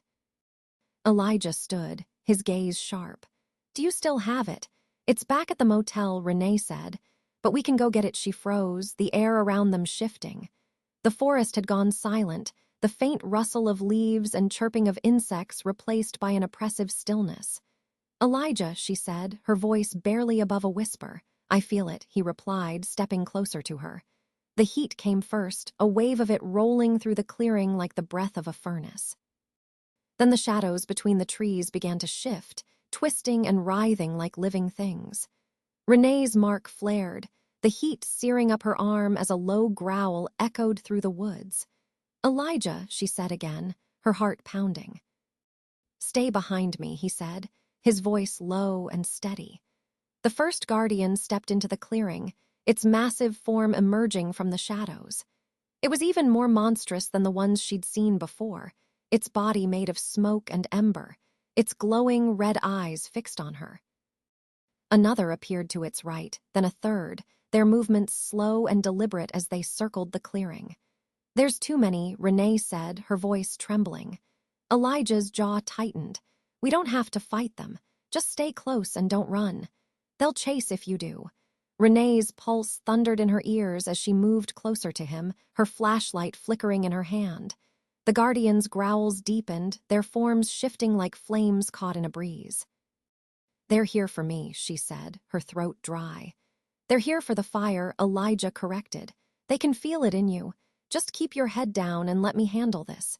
One of the guardians lunged, its smoky form moving with impossible speed. Elijah met it head-on, his hands igniting in golden flames as he struck the creature mid-air. The impact sent it crashing into the ground, its body dissolving into a plume of smoke before reforming. "Elijah." Renee shouted as another guardian charged from the left. He spun, his movements swift and precise as he drove the second creature back. But the third was already moving, its glowing eyes locked on Renee. The fire inside her reacted before she could. Her mark flared, and a burst of heat erupted from her hand, sending a stream of flames toward the charging guardian. The creature recoiled with a furious snarl, its smoky form flickering before it dissolved into ash. Renee stared at her hand, her chest heaving. "I didn't you did," Elijah said, his voice tight. "Now stay focused." The remaining guardians circled them, their growls reverberating through the clearing. Elijah's flames burned brighter, casting long shadows across the ground. "Renee," he said without looking at her, "you need to get out of here." "I'm not leaving you," she said. "This isn't up for debate," he snapped. "If something happens to you, the seal is finished." Renee hesitated, her gaze darting between him and the circling guardians. Her instincts screamed at her to stay, but the look in Elijah's eyes, fierce and unyielding, told her he was right. She turned and ran, her heart pounding as she sprinted through the forest. The heat of her mark burned against her skin, a constant reminder of the fire within her.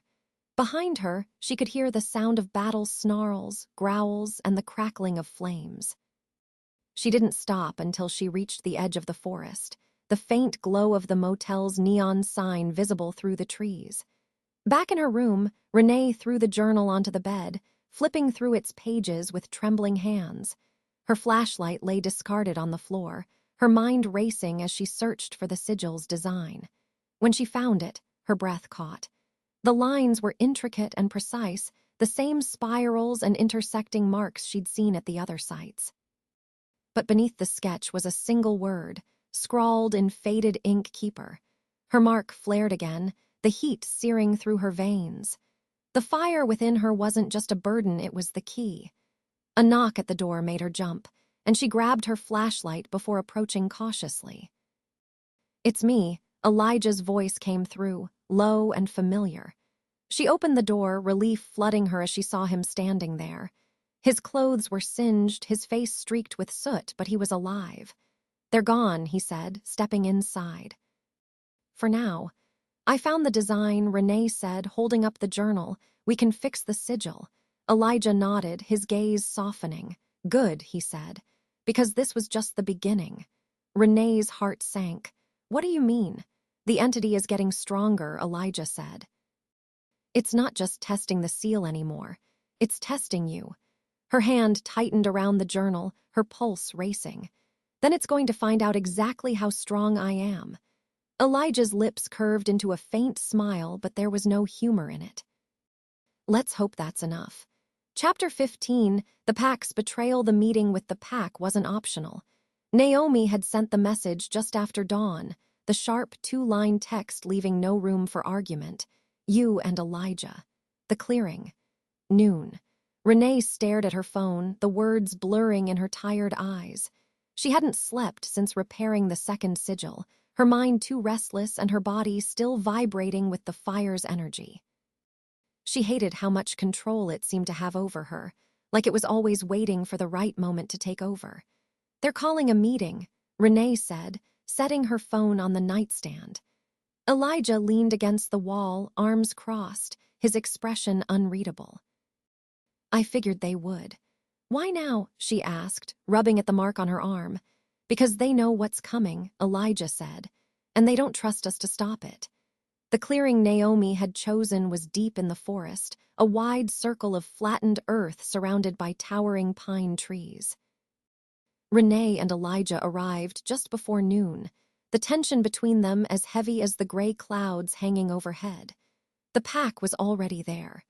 Naomi stood at the center, her auburn braid trailing down her back and her arms folded tightly. Around her, 6 others stood in a loose formation, their expressions cold and wary. Renee recognized a few of them from her earlier encounters, the sharp-eyed man who had flanked Naomi at the fire site, the wiry woman with a scar running down her jaw. Their presence sent a shiver down her spine. "Glad you could make it," Naomi said, her tone clipped. Elijah's golden eyes swept over the pack, his posture relaxed but his hands ready at his sides. "You didn't leave us much of a choice." Naomi's lips twitched into something that wasn't quite a smile. "We need to talk." "About what?" Renee asked, stepping forward despite the weight of their stares. Naomi's gaze shifted to her, sharp and appraising. "The sigils are failing. The entity is growing stronger, and you're the reason why." Renee's pulse quickened, her hand clenching instinctively at her side. "You think I wanted this?" She snapped. "I didn't ask to be chosen. I'm trying to fix this just like you are." "Fix it?" Naomi scoffed, her eyes narrowing. "You're barely holding it together. The fire is inside you now. You might think you're in control, but it's only a matter of time before it consumes you. And when that happens, the seal will break and we'll all burn." "I'm not going to let that happen," Renee said firmly. Naomi stepped closer, her voice low and cutting. "What makes you so sure?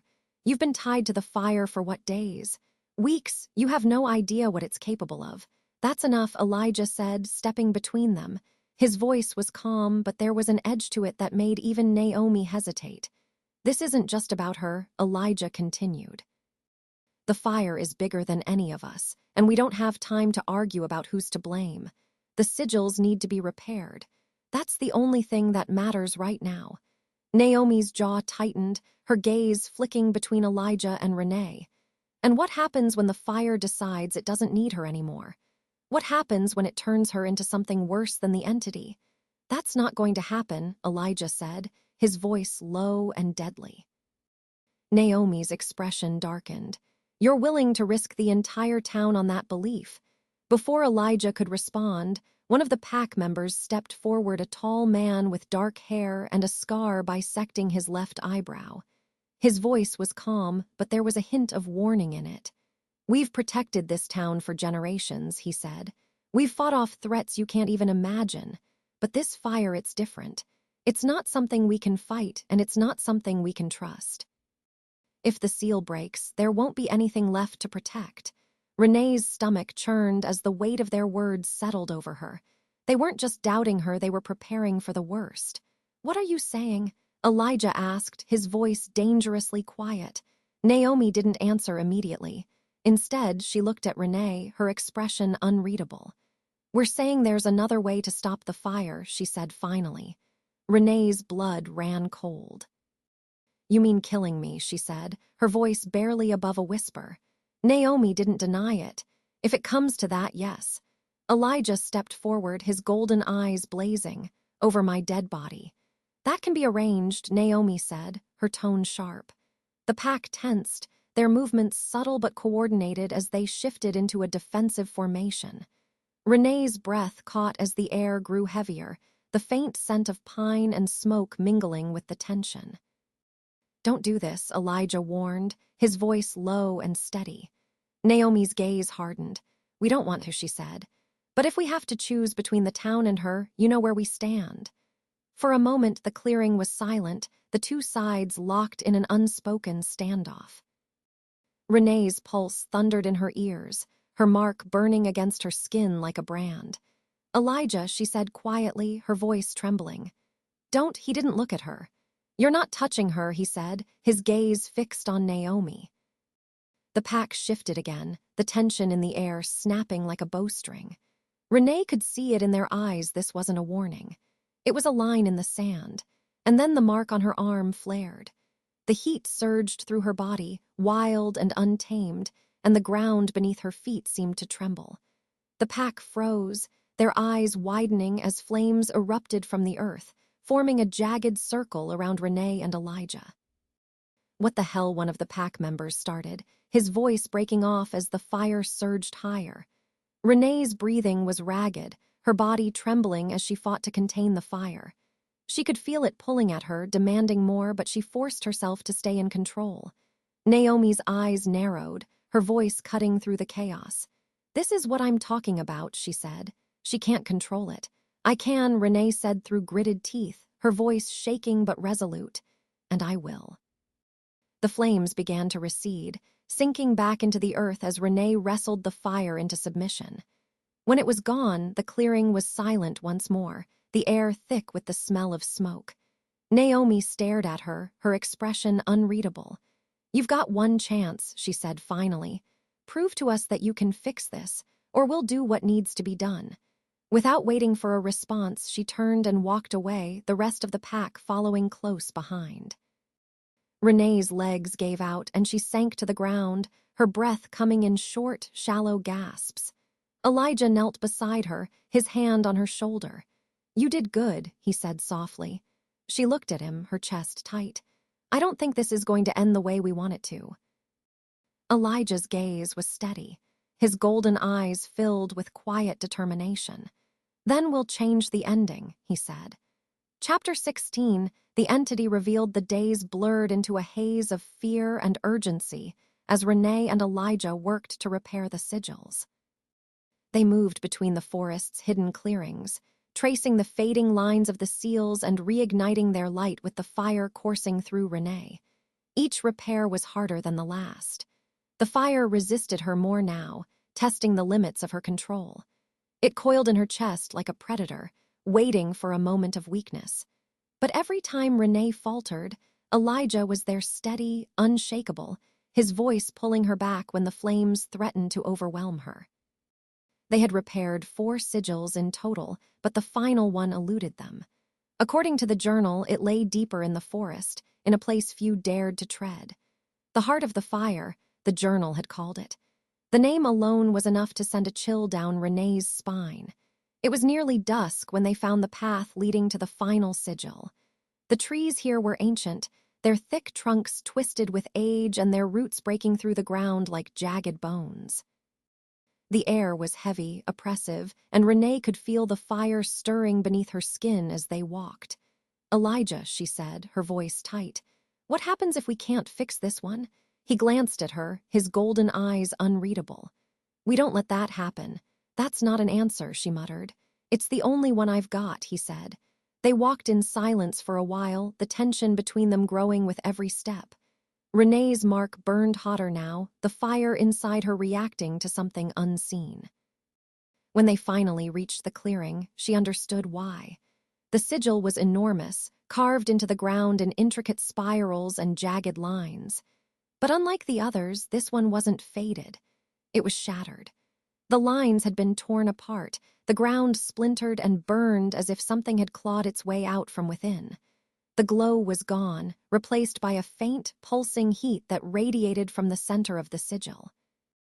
Renee's stomach churned as she stepped closer, the fire in her veins flaring in response. It's broken, she said, her voice barely above a whisper. No, Elijah said grimly. It's worse than that. She looked at him, her pulse quickening. What do you mean? Elijah pointed to the center of the sigil where a jagged crack split the earth like an open wound. The seal didn't just fail. Something broke through. Renee's breath hitched. The entity, Elijah nodded, his golden eyes dark. It's free. The realization hit her like a punch to the gut. They were too late. "What do we do?" she asked, her voice trembling. Elijah's jaw tightened. "We stop it." Before Renee could respond, the ground beneath them rumbled and the air grew impossibly hot. The faint glow of the sigil erupted into flames and a figure began to rise from the crack in the earth. The entity. Its form was massive, towering over them as it emerged from the broken seal. It was made of fire and smoke, its body shifting and writhing like a living inferno. Its eyes were the same burning red as the Guardian's, but they glowed with a malevolent intelligence that sent a shiver down Renee's spine. "Elijah," she whispered, her voice shaking. He stepped in front of her, his body tense, his hands igniting with golden flames. "Stay back," he said. The entity let out a low, guttural growl, the sound reverberating through the clearing. It didn't attack immediately. Instead, it watched them, its fiery form pulsing with an eerie rhythm. "It knows you," Elijah said, glancing at Renee. She swallowed hard, her mark burning like a brand against her skin. "What does it want?" "Power," Elijah said, "and it thinks it can take it from you." The entity roared, its fiery body surging forward. Elijah met it head-on, his golden flames colliding with its inferno in a violent explosion of light and heat. The force of the impact sent Renee stumbling back, her hands instinctively shielding her face. "Elijah," she shouted. "I'm fine," he called, his voice strained, but he wasn't fine. The entity was too strong, its fire overwhelming Elijah's defenses. It struck with the force of a wildfire, each blow sending shockwaves through the clearing. Renee could only watch, helpless, as Elijah struggled to hold his ground. Her mark flared, the fire inside her screaming for release. She clenched her fists, her body trembling as she fought to keep it contained. "Renee," Elijah shouted, his voice breaking through her fear. "You have to use it." "What?" she shouted back. "The fire," he said, dodging another strike. "You have to fight it with fire." Renee's heart pounded, her breath coming in short, shallow gasps. The memory of the mine flashed in her mind, the fire's pull, its overwhelming power. She couldn't let it in. She couldn't. But Elijah's voice cut through her hesitation. "You can do this," he shouted. "I believe in you." Something in his words steadied her, grounding her in the chaos.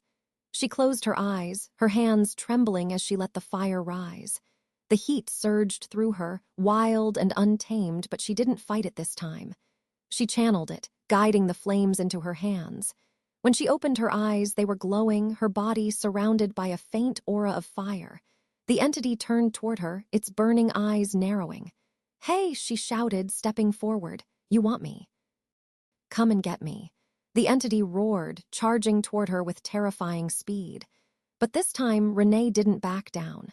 She raised her hands, the fire inside her erupting in a brilliant wave that collided with the entity's flames.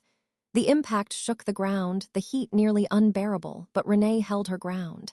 She could feel the entity's power pushing against her, testing her, but she didn't give in. "Elijah," she shouted, her voice strained. Now he didn't hesitate.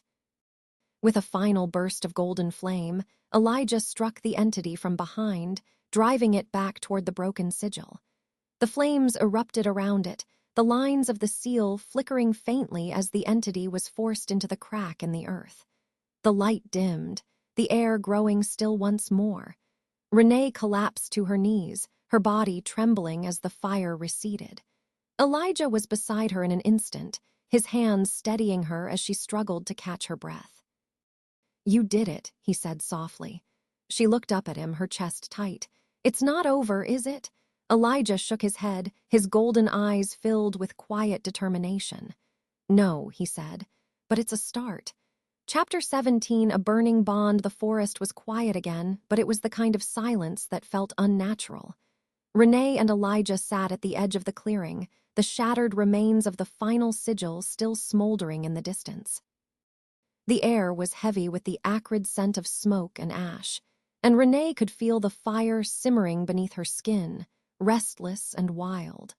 Her body ached from the effort of forcing the entity back, and her mark throbbed like a second heartbeat. She didn't need Elijah to tell her what they'd done wasn't enough. She could feel it in her bones.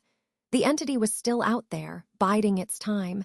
"You need to rest," Elijah said, breaking the silence. Renee looked over at him, exhaustion pulling at her features. "Rest," she said with a hollow laugh. "We just faced a fire demon that nearly wiped us out, and you think I can rest?" Elijah's lips twitched into the faintest hint of a smile. "You've earned it." Renee shook her head, her fingers brushing against the mark on her arm. "The seal's broken, Elijah. Even if we fix the others, it's not enough. The fire won't stop." "I know," he said quietly. She turned to him, frustration bubbling to the surface. "Then why does it feel like we're just delaying the inevitable?" "I can't keep doing this. Every time I use the fire, it feels like I'm losing a part of myself. Like it's taking over." Elijah finished for her. She swallowed hard, nodding. "Yeah." Elijah shifted closer, his golden eyes searching hers. "You're not losing yourself, Renee. The fire doesn't define you. It's a part of you now, but it doesn't own you." "That's easy for you to say," she muttered. "You've been dealing with this your whole life." "I've barely had a week, and I already feel like I'm falling apart." Elijah reached out, his hand brushing against hers. The heat of his touch wasn't just warmth, it was grounding, steadying her in a way nothing else could. "You're stronger than you think," he said, his voice soft but firm. "I've seen it. You stood against the entity, against the fire, and you didn't break. That's not just strength, Renee. That's who you are." Her chest tightened at his words, her breath catching in her throat. She wanted to argue, to tell him he was wrong, but the way he looked at her like he truly believed every word made it impossible. "Elijah," she said quietly, her voice trembling. "What if I can't do this? What if I fail?" "You won't," he said simply. "How can you be so sure?" "Because I'll be there," he said, his hand tightening around hers. "You're not in this alone, Renee, not anymore." The weight of his words settled over her, and for the first time in days she felt something other than fear. It was faint, fragile, but it was their hope. They didn't leave the clearing until nightfall. The stars were faint and scattered above them as they walked back toward the motel, the path winding through the darkened forest. Renee's body ached with every step, but she forced herself to keep moving. "Elijah," she said, breaking the quiet. "Yeah, you said the fire was tied to me now, that it sees me as its keeper," she said. "But it's not just me, is it? It's tied to you too." Elijah didn't respond immediately. His silence was answer enough. "How long?" she asked softly. He glanced at her, his golden eyes shadowed. "Since the day I was born." Renee stopped walking, her chest tightening. "That's why you can control it, isn't it? Because it's been part of you your whole life." Elijah turned to face her, his expression unreadable. "It's not control," he said. "It's balance. I'm always fighting it, just like you are now. And some days it wins." Her breath hitched at the raw honesty in his voice. "You've been doing this alone all this time." "I didn't have a choice," he said. "The fire doesn't give you one." She took a step closer, her voice trembling. "You do now." Elijah's golden eyes softened, his gaze locking onto hers. "Renee, no," she said, cutting him off. "I don't care what you think or what you've told yourself all these years. You don't have to do this alone anymore. We're in this together, whether you like it or not." For a moment, he didn't say anything. Then, slowly, a faint smile curved his lips. "You really are stubborn, aren't you?" "You have no idea," she said, her voice lighter than it had been in days. Elijah reached out, his hand brushing against her cheek. The heat of his touch sent a shiver through her, but it wasn't the fire this time. It was something else, something warmer, steadier. "Thank you," he said quietly. Renee's chest tightened, her heart pounding in her ears. "For what?" "For reminding me why I'm still fighting," he said. She didn't know who moved first, but suddenly the space between them was gone. His hand cupped her cheek, his thumb brushing against her skin, and then his lips were on hers. The kiss was slow and gentle, but it carried a heat that had nothing to do with the fire burning inside them. For the first time in days, Renee felt grounded, the chaos of the world fading away until it was just the two of them. When they finally pulled apart, Elijah rested his forehead against hers, his breath warm against her skin. "You're going to be okay," he said softly. She nodded, her eyes fluttering shut. "As long as you're with me." "Always," he promised. For the first time since this nightmare had begun, Renee believed him. Chapter 18, Inferno, rising the night before had given Renee a fleeting sense of peace. But as dawn broke over Pine Hollow, the forest came alive with a tension that made her skin crawl. The air was thick, heavy with the scent of smoke that hadn't yet turned to fire, and her mark burned hotter than it ever had before. Elijah paced the small motel room, his jaw tight as he checked their supplies. A small duffel bag sat on the bed, filled with water, flashlights, rope, and whatever other tools they could scrape together. It wasn't much, but it would have to be enough. "They'll be waiting for us," Elijah said, breaking the silence. "The pack?" Renee asked, sitting on the edge of the bed. He nodded. "Naomi won't let us go near the heart of the forest without a fight. She still thinks you're the biggest threat." Renee clenched her fists, her mark flaring in response. "They don't understand. If we don't deal with the entity now, it won't just be Pine Hollow. It'll spread." "They understand," Elijah said, his voice edged with frustration. "They just don't care. Their loyalty is to the town, not to the seal. If they think killing you will stop the fires, they'll do it." Renee swallowed hard, the weight of his words settling heavily on her chest. "Then we don't give them the chance." Elijah stopped pacing, his golden eyes meeting hers. "This isn't just about surviving, Renee. This is about finishing it. Once we go into that forest, there's no turning back." "I know," she said softly. He walked over to her, crouching so they were at eye level. "You've already done more than anyone could have asked," he said. "If you want to walk away, I'll find another way. I won't blame you." Renee shook her head, her voice firm. "I'm not walking away, Elijah. We do this together." His gaze lingered on hers, a flicker of something like pride in his expression. "Together," he repeated. The heart of the forest was unlike anything Renee had ever seen. The trees here were ancient, their branches twisted into unnatural shapes that blocked out the sun. The ground was covered in a thick layer of ash, and the air shimmered with heat that didn't belong. As they walked, Renee's mark burned brighter, the fire inside her growing stronger with every step. She could feel the entity's presence, its power radiating from the center of the forest like a beacon. "Elijah," she said, her voice tight. "I feel it too," he replied. They reached a clearing, and Renee's breath caught in her throat. At the center of the clearing was a massive stone circle, its edges scorched black and its surface etched with sigils that glowed faintly in the dim light. But the circle was incomplete. Jagged cracks split the stone, and the sigils were fragmented, their light flickering like a dying flame. And standing in the center of the circle was Naomi. The pack flanked her, their forms tense and ready, their eyes gleaming in the shadows. Renee could feel their power, the sharp, primal energy of the wolves barely contained beneath their skin. "You shouldn't have come here," Naomi said, her voice cold. "We don't have time for this," Elijah said, stepping forward. "The entity is already here. If we don't stop it now, it's over." Naomi's gaze flicked to Renee, her expression hard. "The fire wants her," she said. "If we give it to her, this ends." "That's not how this works," Elijah snapped. "Killing her won't fix anything. It'll just give the entity exactly what it wants." Naomi's lips curled into a faint, humorless smile. "And we're supposed to take your word for it. You're tied to the fire as much as she is. How do we know you're not leading us straight into a trap?" "You don't," Renee said, stepping forward despite the fear curling in her stomach. "But you've seen what the fire can do. You've felt it. If we don't stop it now, it'll tear through Pine Hollow and the rest of the world will follow." The pack shifted, their tension palpable. Naomi hesitated, her jaw tightening as she weighed her options. Before she could respond, the ground beneath them rumbled, and the air grew suffocatingly hot. Renee's mark flared, and a wave of fire erupted from the stone circle, sending the pack scattering. The entity rose from the cracks, its massive form towering over them, its fiery eyes blazing with rage.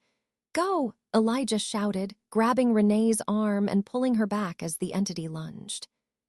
The pack responded immediately, their forms shifting as they leapt into action.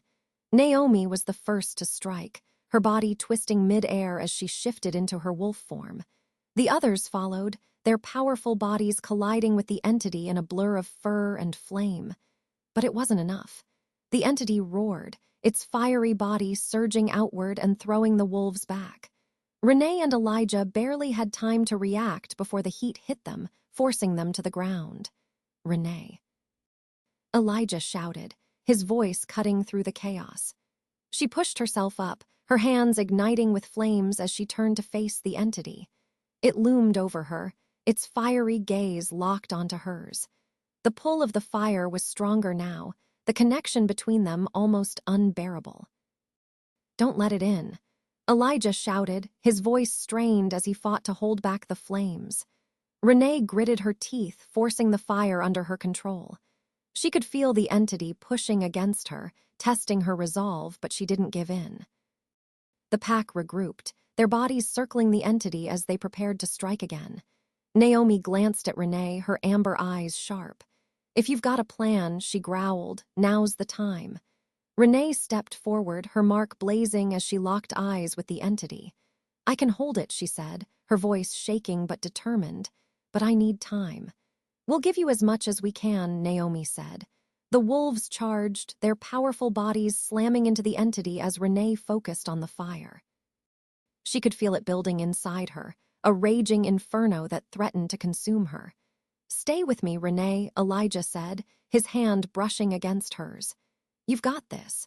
She nodded, her breath steadying as she raised her hands. The fire surged forward, meeting the entity head-on in a blinding explosion of light and heat.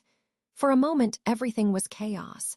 The world blurred into flame and shadow, the sound of roaring fire and snarling wolves filling her ears.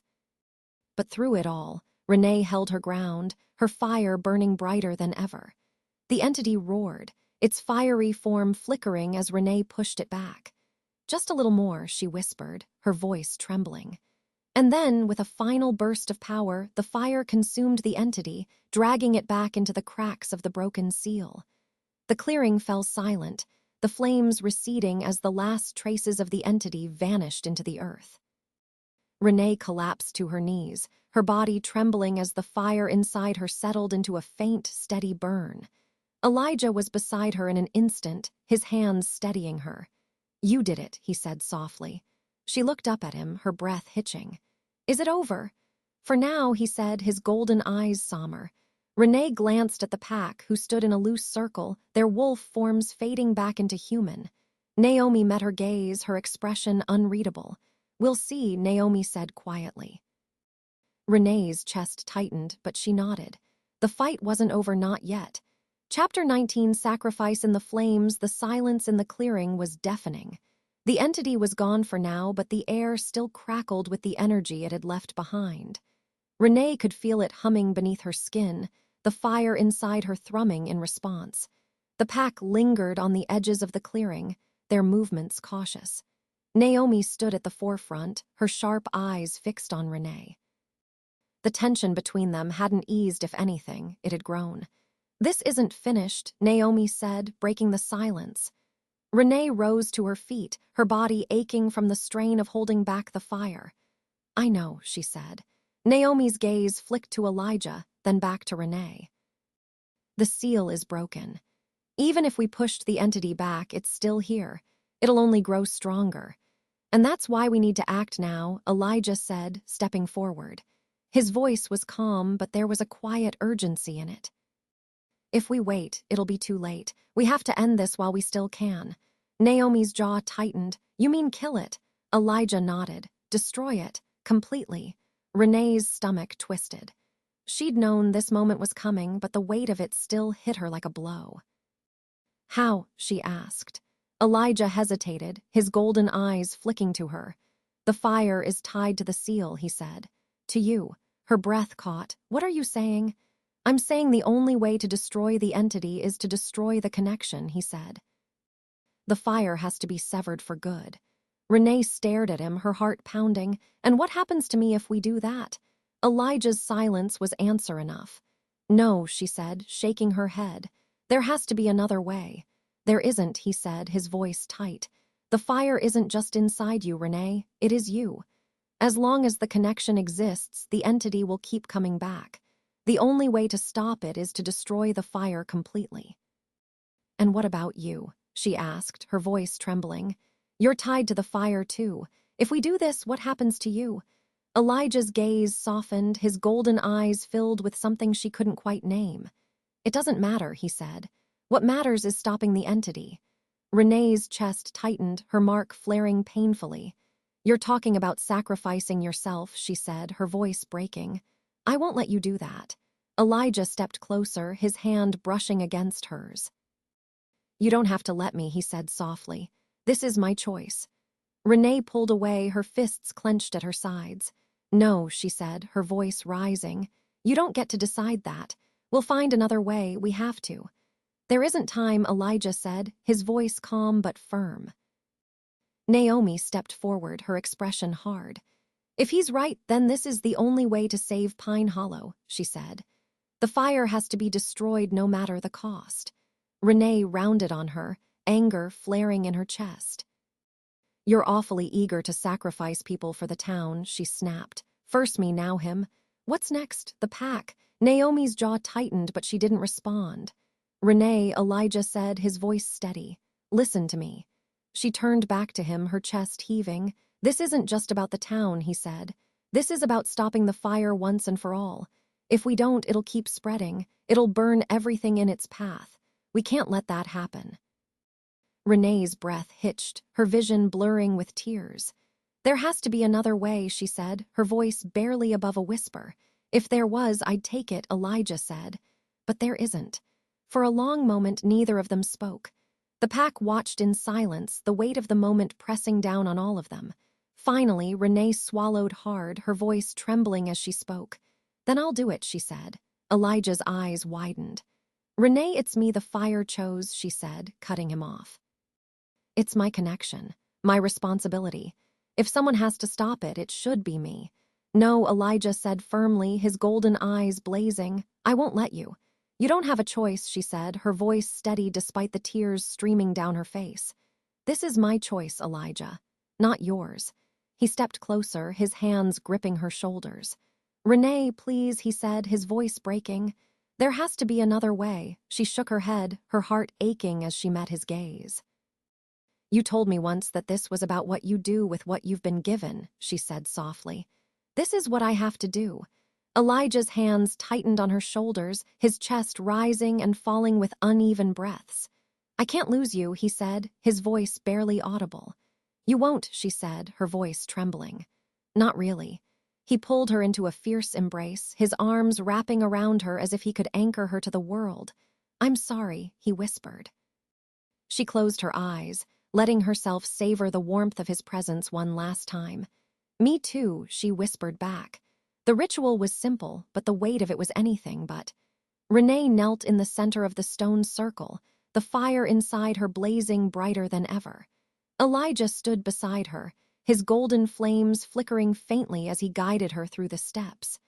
The pack lingered at the edges of the clearing, their presence a quiet reminder of the stakes. When the moment came, Renee took a deep breath, her hands trembling as she placed them over the glowing cracks in the seal.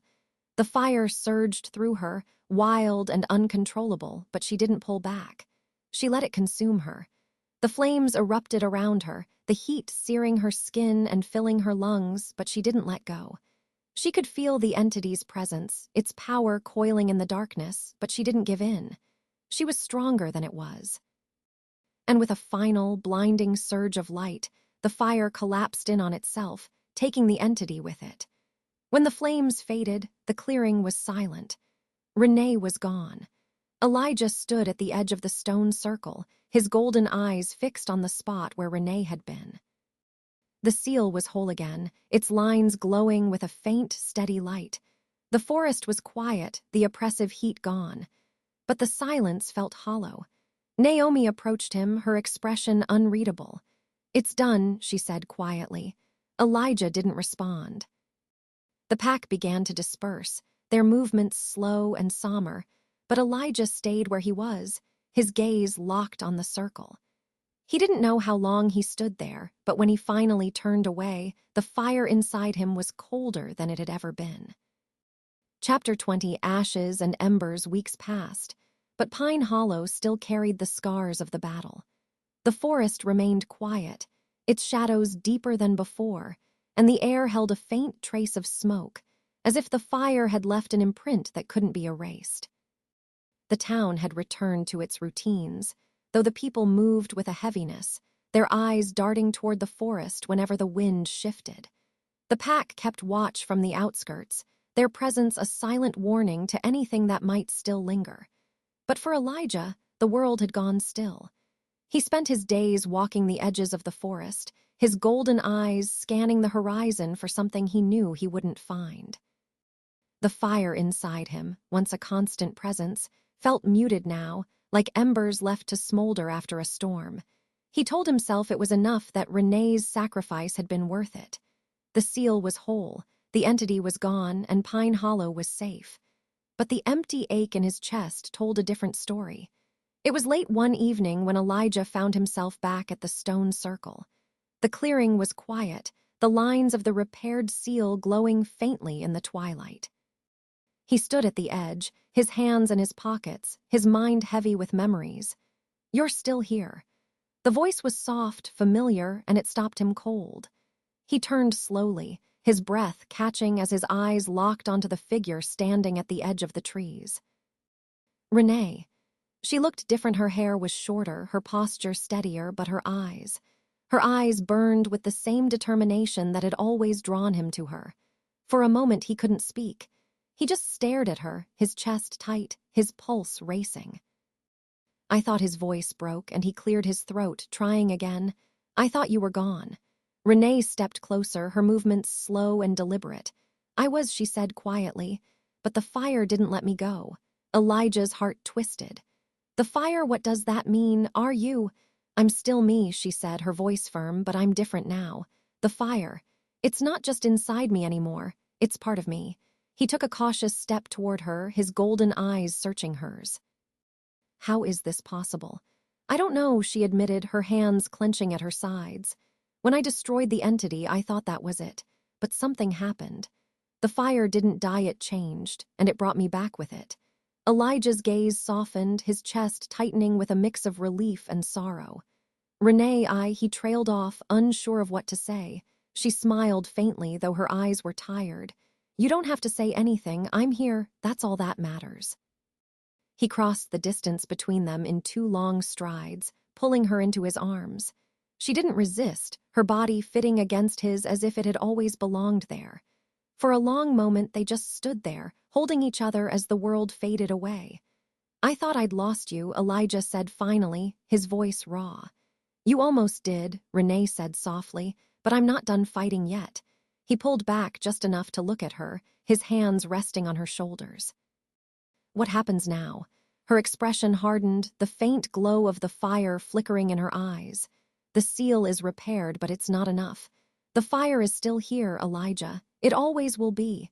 We didn't destroy it, we became it." His jaw tightened, but he nodded. "Then we'll keep fighting. Together." "Together," she echoed, her lips curving into a faint smile. The days that followed were quiet, but they carried a sense of purpose. Renee and Elijah worked side by side, repairing the damage left by the fire and strengthening the seals that held Pine Hollow together. The pack watched them warily, their loyalty to Naomi unwavering, but even she seemed to soften in the face of Renee's return. "You came back," Naomi said one evening, her tone neutral but her eyes sharp. "I didn't have a choice," Renee replied. "The fire doesn't just let you go." Naomi studied her for a moment, then nodded. "Then let's make sure it doesn't burn this town to the ground." It wasn't friendship, but it was enough. One evening, as the sun dipped low on the horizon, Renee and Elijah stood on the edge of the forest, their silhouettes framed by the fading light. "Do you think it's over?" Renee asked, her voice quiet. Elijah shook his head. "No, the fire will always be here, waiting for a chance to break free. But as long as we're here, it won't." She looked at him, her mark glowing faintly beneath her sleeve. "It's strange, isn't it? How everything changed so fast. A few weeks ago, I didn't even know this world existed. Now it's my life. You didn't choose this," Elijah said, "but you're still standing. That's what matters." She smiled, the fire in her eyes soft but unyielding. "And so are you." They stood in silence for a while, the weight of their bond settling over them like a second skin. The fire was a part of them now, a force that would never truly be tamed, but they weren't afraid. Not anymore.